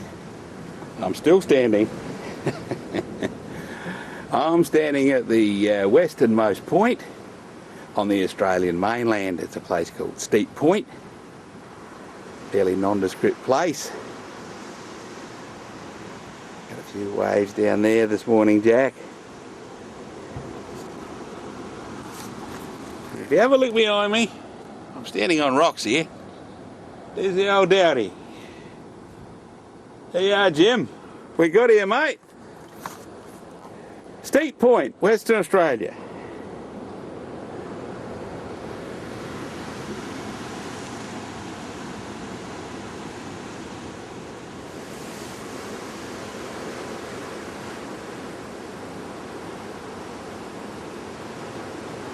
That's what she looks like. Well, I think this is the official most westerly point on the Australian mainland. But I was down there a minute ago and I reckon I got a bit more west on the rocks. I'll have to check my GPS data. But here we go. We're at Steep Point, Western Australia, the most westerly point on the Australian mainland. On ya, Macca! On ya, digger! Well, I reckon it's a bit more scenic at my first spot. Every man and his dog's been putting little cans here. Look at that mother. It's a big one. Anyway, here we are. There we are, Jack. A little boat coming in here for you, mate. There are a few fishermen down there. Did you see them? A little boat there, mate.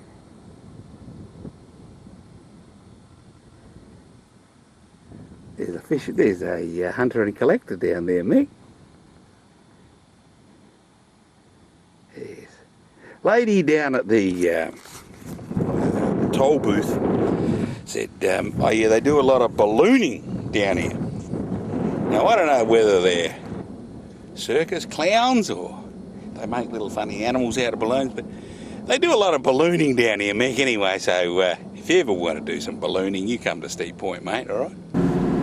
Very, very pretty with the wildflowers. I think I've said that, haven't I? But it is very, very pretty. There's the lighthouse for Steep Point.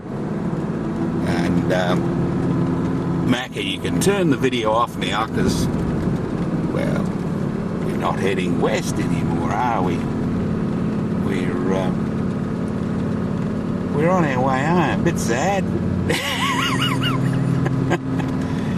I think we've got another 15 or 16 days before we get home, but we're on our way home now.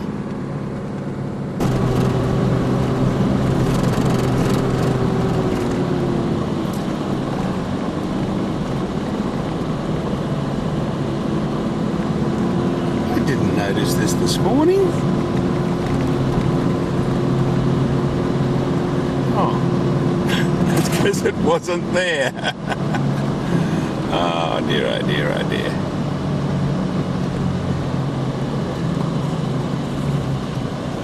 That's because I came from up this direction. I wasn't looking in that direction this morning.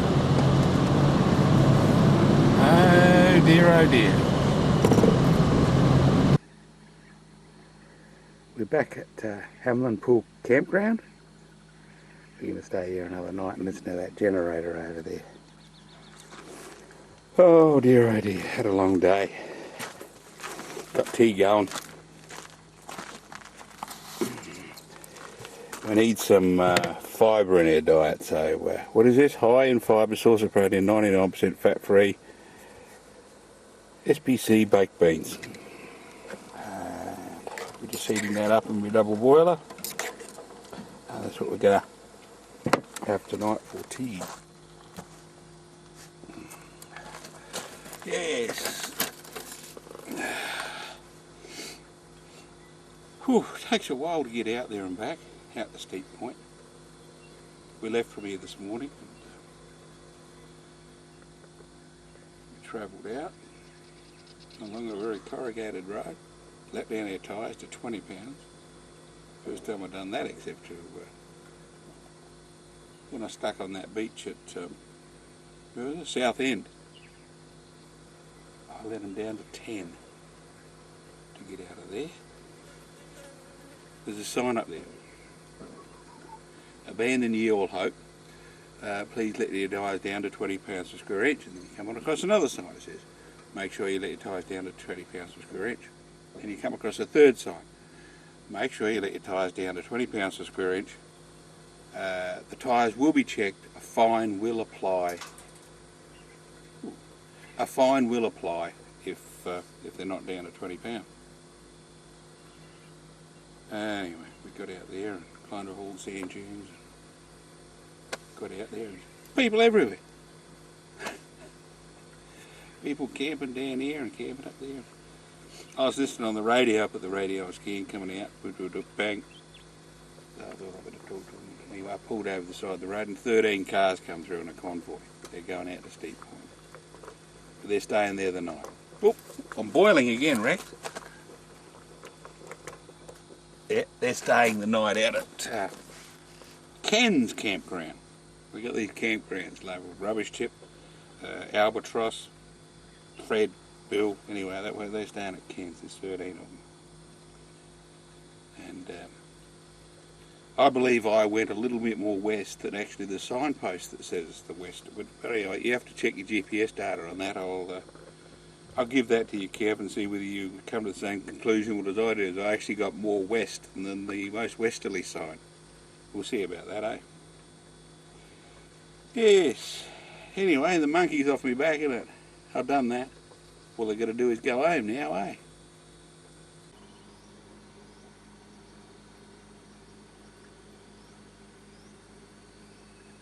And we come across another beautiful desert sunrise.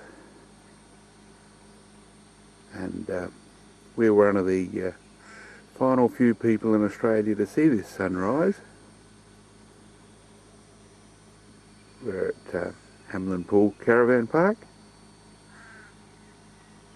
the westernmost edge of the Australian mainland. We're going along the road here between Malawa and Marawa. You're writing all this down, Rex? A little bit inland from the coast.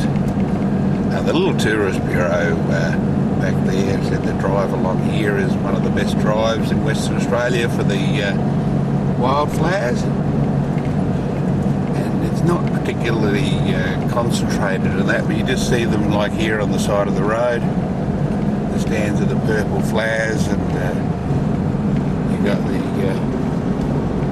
yellow flowers out there in the paddocks. And all along here is just like a little garden alongside the road.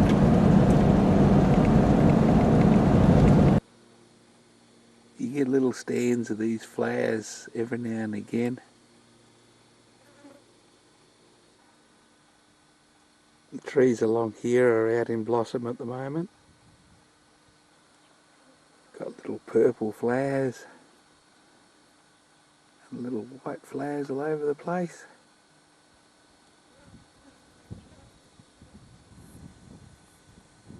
Yeah, some of the bushes are on the side of the road are out in flower as well.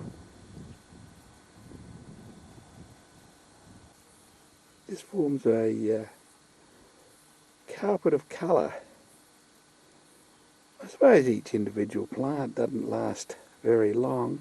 And I suppose when one lot of plants stops flowering, another lot starts up. But it's supposed to be a good drive along here for wildflowers around about from July to October.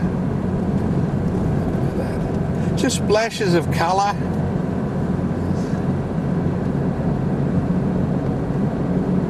It's not continuous, it's just a splash of colour here, a splash of colour there, some purple here, we've got yellow there now, then we've got a field of white, purple,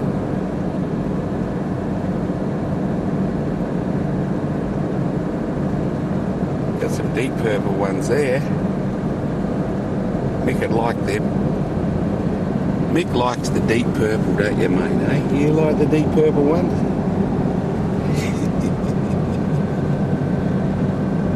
Yeah, it just forms a nice little avenue here and splashes of colour. It's very pretty, very pretty.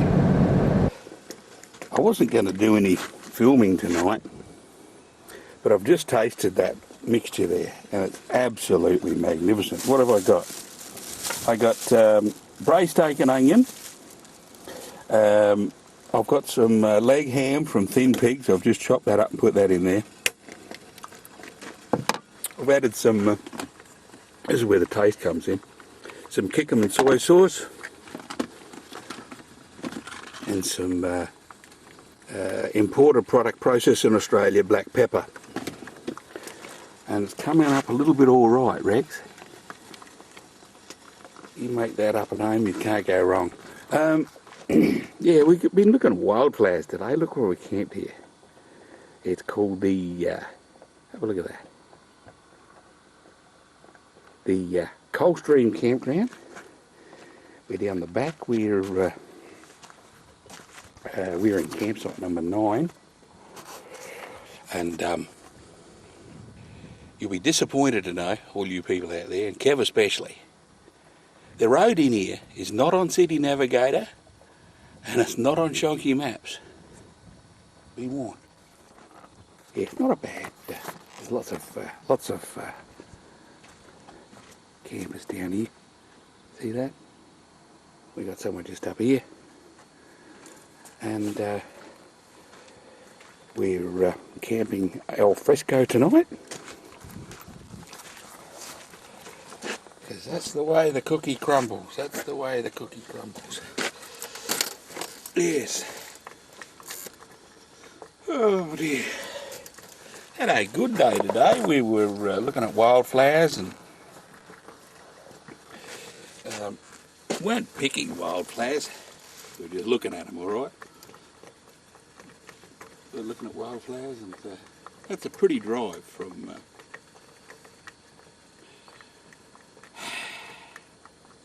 one place with an M and a lot of L's in it, ending in wa, and another town with an M, a lot of O's in it, ending in wa. I pronounced it before, I can't. Mwala and Marora. Anyway, it's a pretty drive down there. We're now on another town. There's another town down here that starts with M and it ends in W. And we're up on the Coldstream Road and the Coldstream Campground, the miners' campground. And that's what's cooking.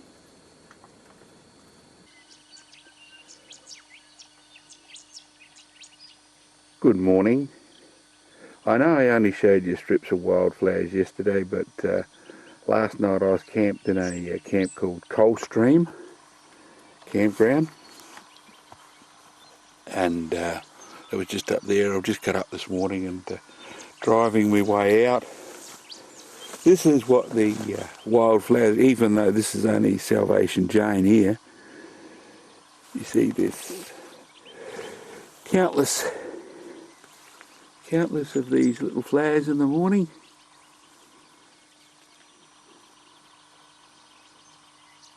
And that's what the wildflowers are all about.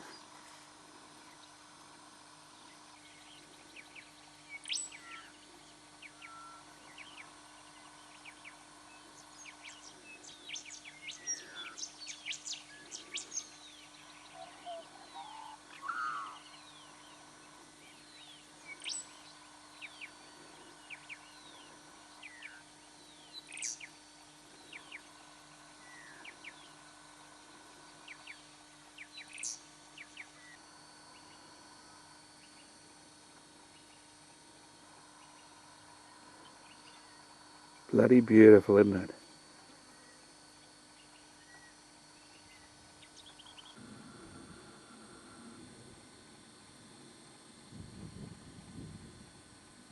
We're on our way to Dan Darrigan. The country's more agricultural now. We still got the flowers out there, but they're just dandelions at the moment. Got a few more large trees, more rainfall. Heading towards the coast now. Got a few clouds up there. It's supposed to have a few showers in Perth tomorrow. Heading for the coast. We're going back. We're going back west-ish, Macca. We're going back towards the coast. See, look, beef cattle. You don't find that in the country with the wildflowers, eh? I wondered how I'd go filming today because I didn't think they'd be doing much, but I can't get my oil changed anywhere, so I'm going to try an oil change. Now Mick says I've got to undo a socket here.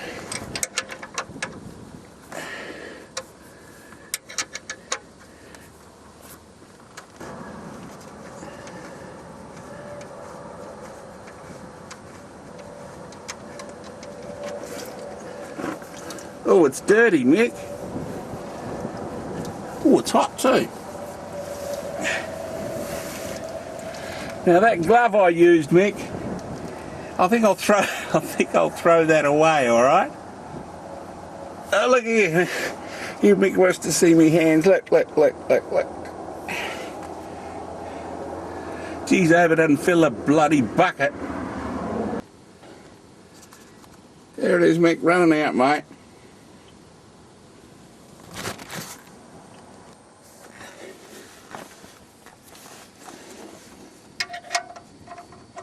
Oh, that's undo. We mustn't undo it, will we, Mick? You're right, it was a 14mm socket, Mick. How tight do we do this, mate? Oh, one more. Oh, well, that shouldn't come undone, should it?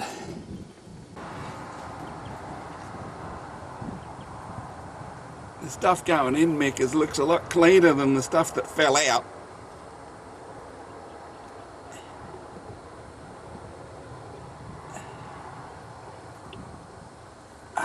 It's getting bloody heavy.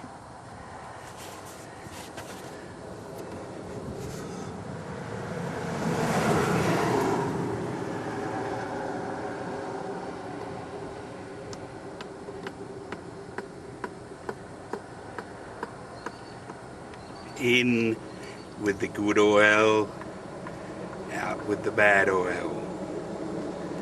In with the good oil, out with the the bad oil. In with the good oil. Out with the bad oil.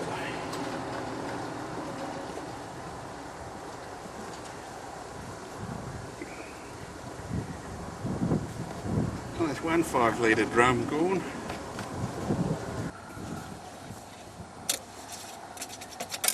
Getting bloody mechanics' wages soon.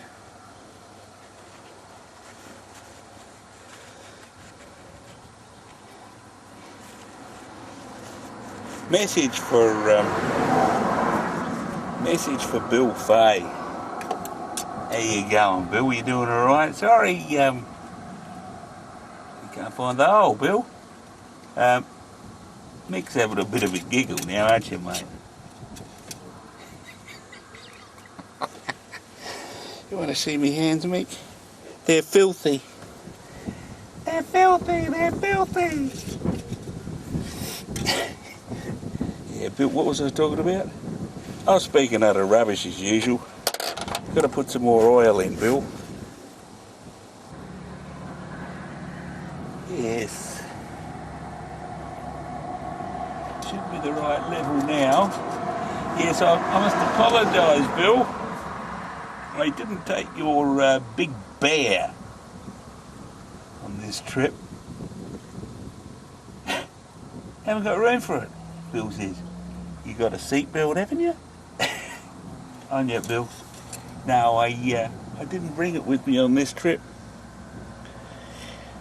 Have a look at that. Is that about right, Mick? He's up to there. The oil's still bloody filthy, Mick. Bloody haven't achieved anything, mate. I'll just start her up and I'll dip it again. We're very civilised tonight, aren't we? We're in, yeah, I've got to pronounce this right, Tudye. And I made a bit of a cock up. Ooh, we're cooking Waddy spaghetti with meatballs today. You need one of them racks. Damn. Messed up that, didn't I? Also messed up this. Found these on the shelf, King Oscar sardines, and it says there, you see it there? It says in hot chili sauce. Well, I'll give you a strong tip. It's hot.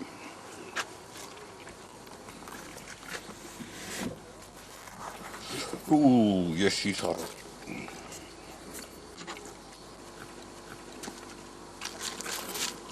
We had a reasonably good day today. Every town I went into, I said, we changed the oil. And I said, went to the Nissan dealer in Barawa. And he said, I can do it tomorrow. I said, thank you very much. Went across the road to the Holden dealer. He said, we can do it Monday. I said, thank you very much. Then the owner went to a place and said, figure, can I buy the oil and do it out front? He said, yeah, all right. That's what we did.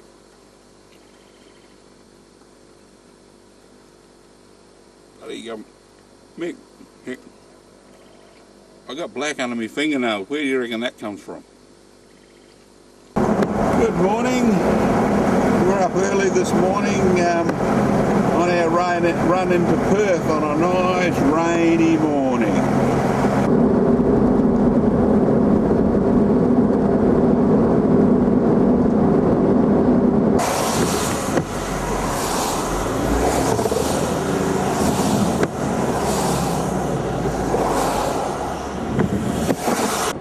We're in Fremantle. This is the mouth of the Swan River, and that's the Indian Ocean out there. Bit choppy out on the water this morning, Kev. Bit quieter looking the other way. It goes in towards that's the Fremantle Harbour here.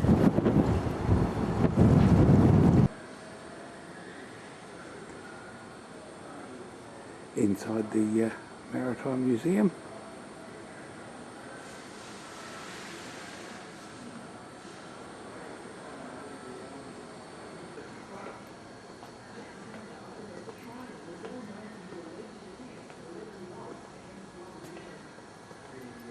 The submarine's closed for maintenance for a week, so we don't get a tour of the submarine.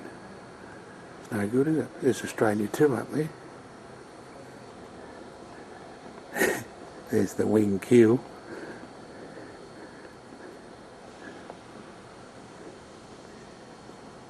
She's quite a sleek craft. There's a lot of the craft underwater though, isn't there?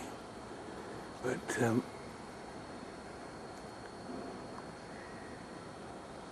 there's a lot of sail area up there, eh? Parry Endeavour, one of the first single-handed round-the-world yachts. That's its estimated angle going around Cape Horn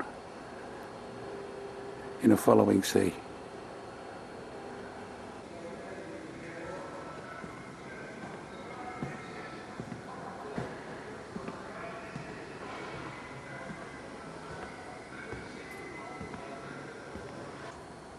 There's the upper deck of Australia 2.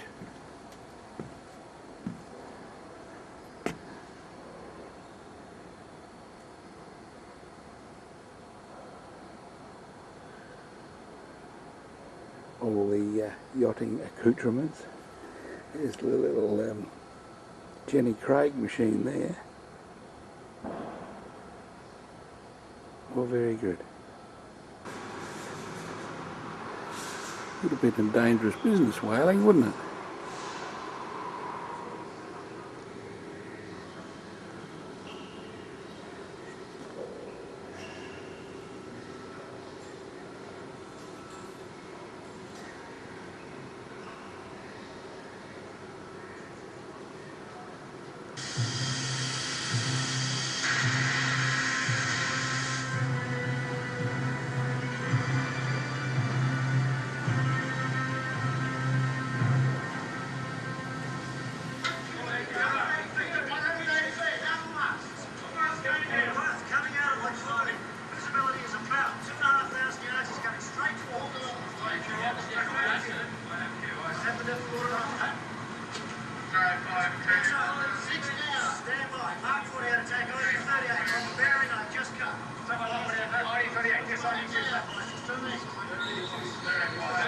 What I've just spotted now through the periscope is the second ship coming out of the mist. He's actually at quite significantly shorter range.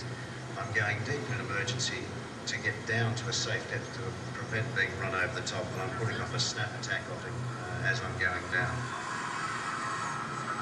80 feet, take a standard. Slow head together. 90 feet. Q Blaine, Q Kingston, shut. Thank you. 100 feet. 1, 2, 3, 4, 5, 6, tube bow caps open. 1, 2, 3, 4, 110. You know, as soon as you're ready, ready for the firing at 38. XO Caravan, fire away. XO Caravan, fire away, nice, huh? 120. Safe bike here to fire. Safe bike here to fire. Fire.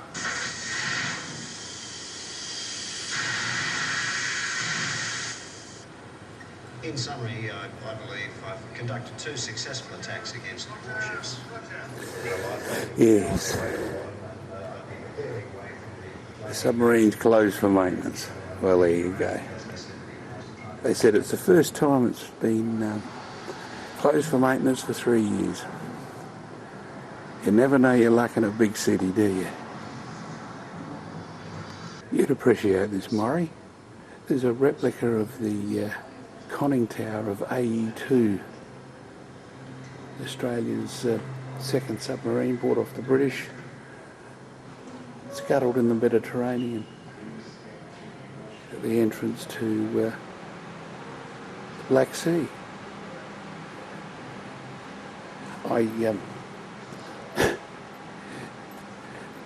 disbelieved it when they said it was the thing.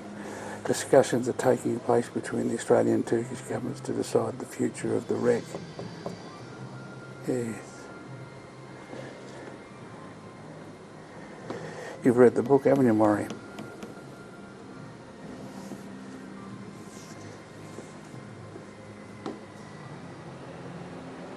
Like I said, it's only a replica. I think the real one is going to be left exactly where it is. Here's the HMAS Ovens. That's the submarine we was going to have a tour of. Like I said, she's closed for a refit.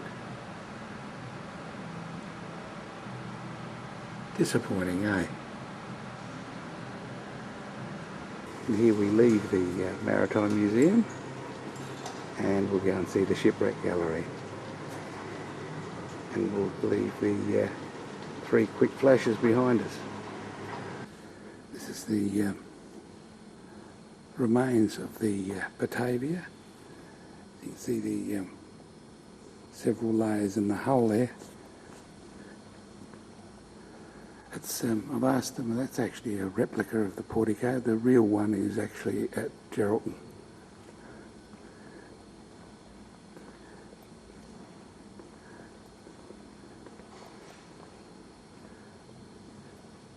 In 1629 she came to grief on the 4th of June. There's the stern post, Maury. Part of the rudder there.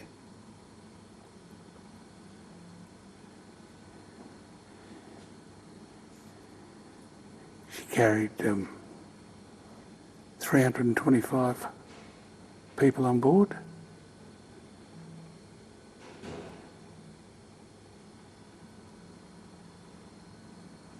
Just after she was wrecked. Approximately 125 of the passengers were actually murdered by the mutineers. But she's quite a large vessel. I'll stand back a bit. Quite high up there.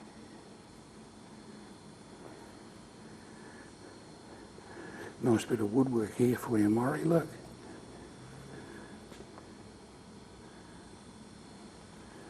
There's the 2 layers of the hull there.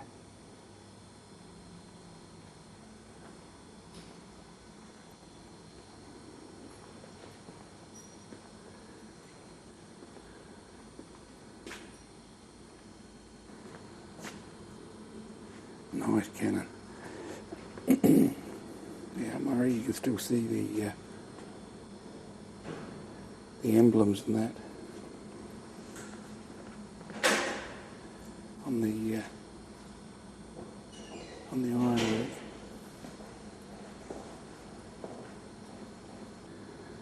There's the remains of one of the people who were murdered on Beacon Island.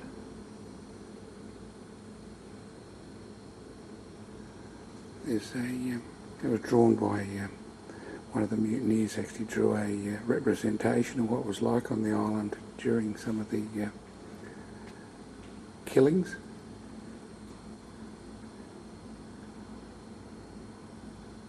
The mutineers were led by Jeremy Cornelis.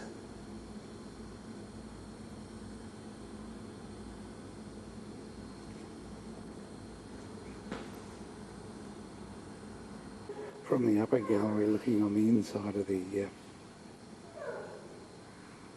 recovered woodwork, is a cleat used for storing ropes.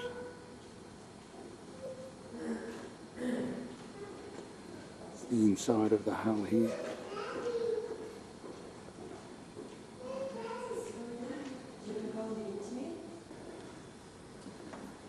Of course, one of the main reasons the mutineers wanted to take over the boat was the amount of bullion it had.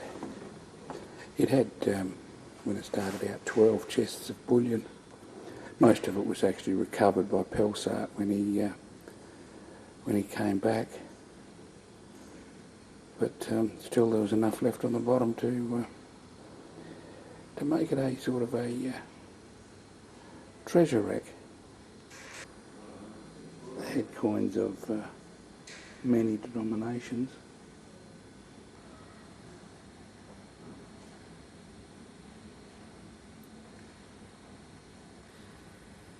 This is why the mutineers wanted to take over the boat and take the booty.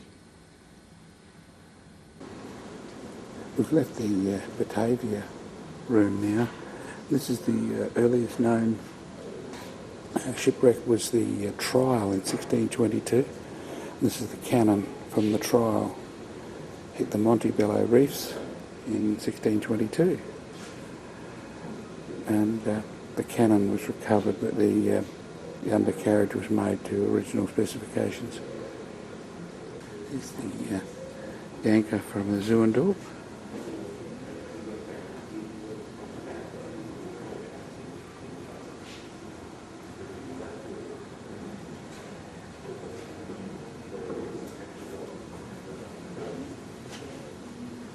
Fairly big. Goes right up there.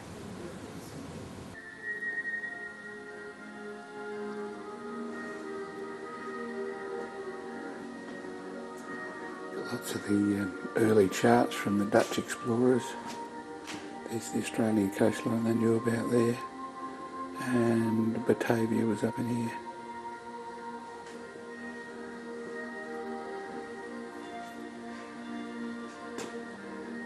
Hollander knew. Interesting thing is they come all the way up, almost to Spencer Gulf, don't they? Or they come at least to Sojourner anyway.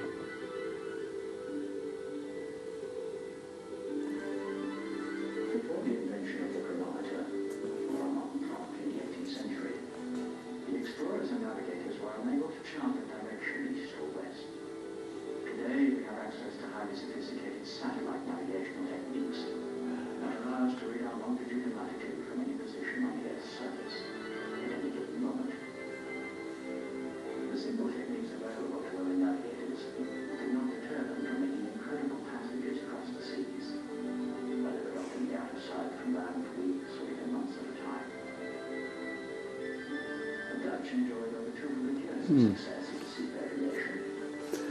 And the early navigation equipment. 1,461 warships and merchant vessels. In the 17th century, the explorers from the Netherlands were extremely rich on the image of terrible strides. The Dutch were at the forefront of trading with the Spice Islands or Java. It's a representation of the life on Beacon Island when the Batavia was wrecked. There's the trials they had on Beacon Island after Pelsart came back. And they hung a lot of the mutineers, including Jeremy Corliss. Here's an 8-pound cannon from the wreck of the Zuendorp. Called an 8-pounder because its projectile weighs about 8 pounds. Nice cannon. It's all very interesting. All very interesting. Well, there we go. We got the Ancient Shipwreck Museum, Fremantle, Western Australia. Carly's fish and chips were on the wharf here at Fremantle, and we got a little pager when they want the fish and chip order to come today. Just page me. My food recommendation for this trip is you've got Carly's fish and chip on the foreshore here at Fremantle, and we've got some prawns.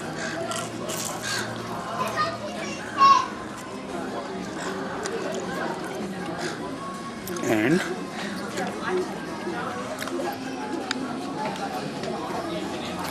a little bit vegetarian, is it, Michelle? And some squid rings. So there we are. Food recommendation today off this trip.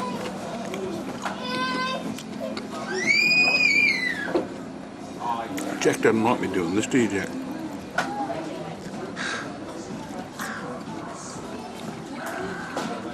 Can't eat this stuff on a pension, can you, mate?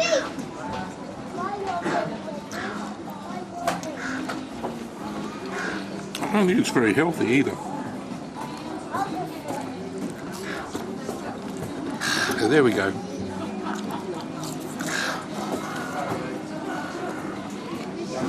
Prawns, squid rings.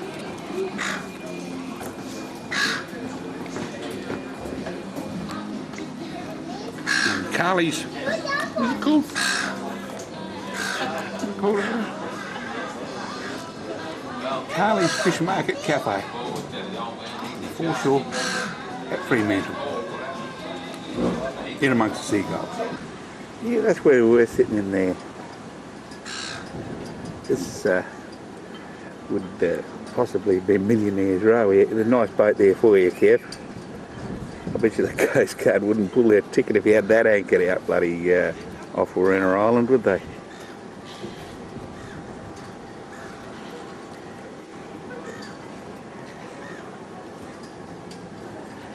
The life of the rich and famous, Jack. The life of the rich and famous, mate. I think I spot your dinghy somewhere in there, Jack. I don't know where, but I reckon I do. Yes. Dock. Fremantle. Western Australia. 150 metres into roundabout, then take second exit.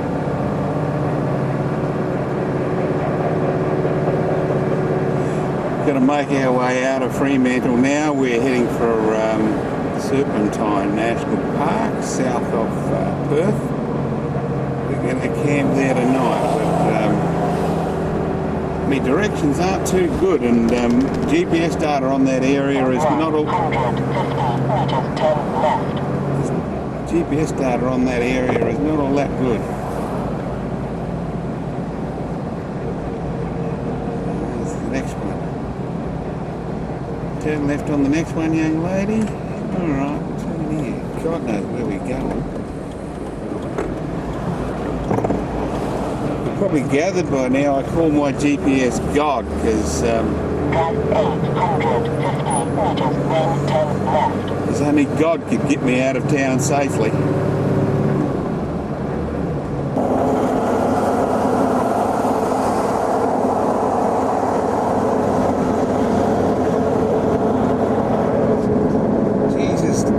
They don't mess around on the freeway, do they?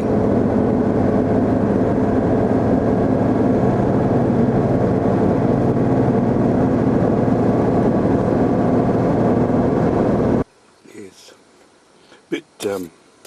Bit disappointing not to go on the submarine today. But, never mind. Perhaps it just wasn't supposed to meant to be. Is that the way it goes? Wasn't supposed to meant to be. Well, Jack, a taps for you, Jack. I got something very special. Country chicken, 97% fat-free, because me dinner wasn't. And I got some of the more of those sardines. You remember those sardines, those King Oscar, very hot sardines? Got some of them. With the Willing Clement.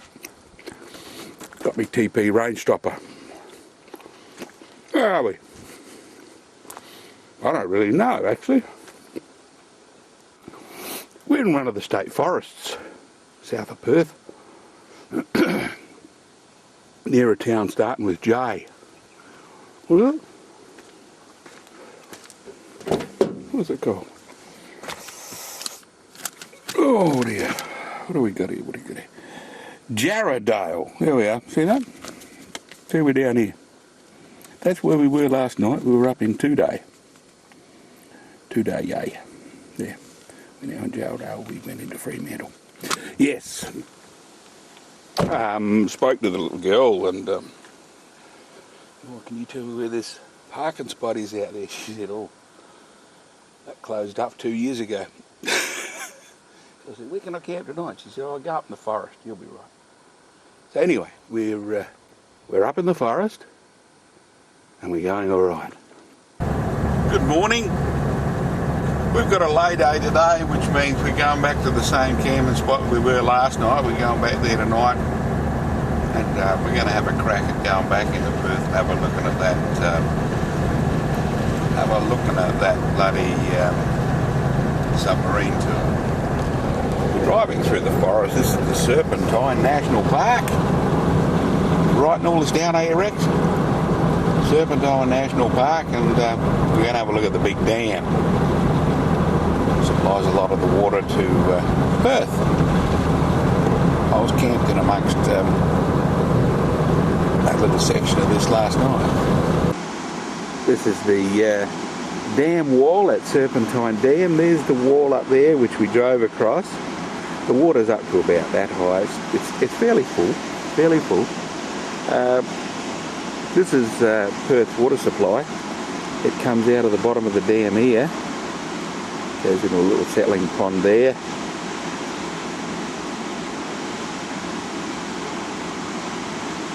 And then it's released into this little creek here, which is called the, it goes into the what they call the pipeline dam, which is down a bit further, and that's where it's treated and put chlorine and fluoride in it, and then it becomes the water supply for Perth. This is the upper side of the dam. Not a bad spot, eh? We're taking a little walk in here to Serpentine Falls, which is what's left of the water you saw spilling over the dam wall that Perth don't want. They let a little bit go down in the creek, and this is what we're going to see. Well, this is Serpentine Falls, Rex. What do you reckon, mate? I don't know about this bloody little walkway they got locked off. They got the padlock back here. They got down here so you can take a bit of a dip. I don't know about that. Don't know about that. I've got a little wheel here. Hold back a little bit of water there. Yes, this is what they call environmental flows to the Serpentine Creek, which goes down to the sea. So there you go. Not a bad little spot. Not a bad little spot.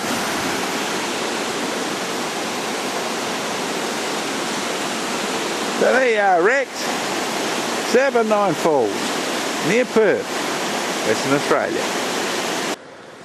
See these big gum nuts laying around everywhere. Old Ian Phillips would know what these are. Hundreds of them. I tell you what, when they're on the bitumen road and you run over them with the car, she makes a hell of a rumble.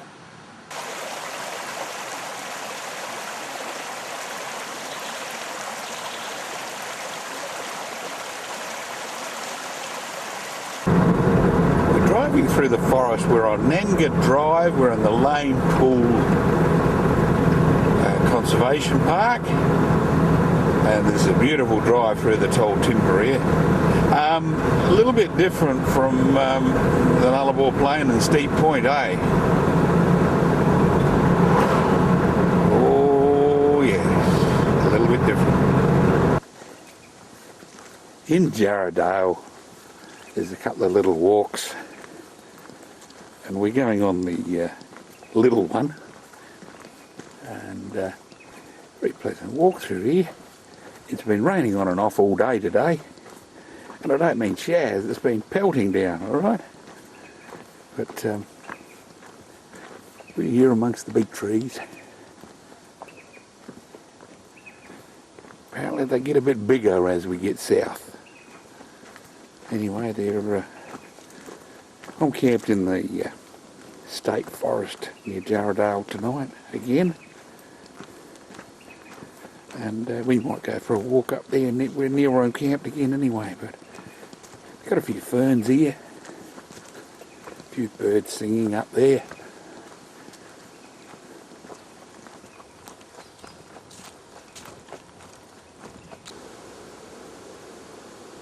Yeah, the track I'm looking at is called Stacey's Track, and it's virtually still in town. There's streets just up here. Back up there, there's streets and that I drove around on, and the main road into town's over there. It's virtually right on the edge of town, and it's starting to drizzle again. Been like this all day. It's no good for the intrepid explorer, is it? Yes, and the sad part is these people don't have to pay a River Murray levy. and all this water comes flowing through.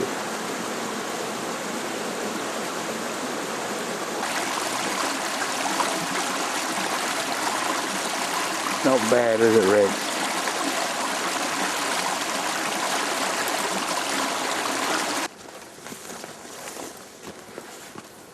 Why do we do it, Rex? Why do we do it, mate? We got a few grass trees here.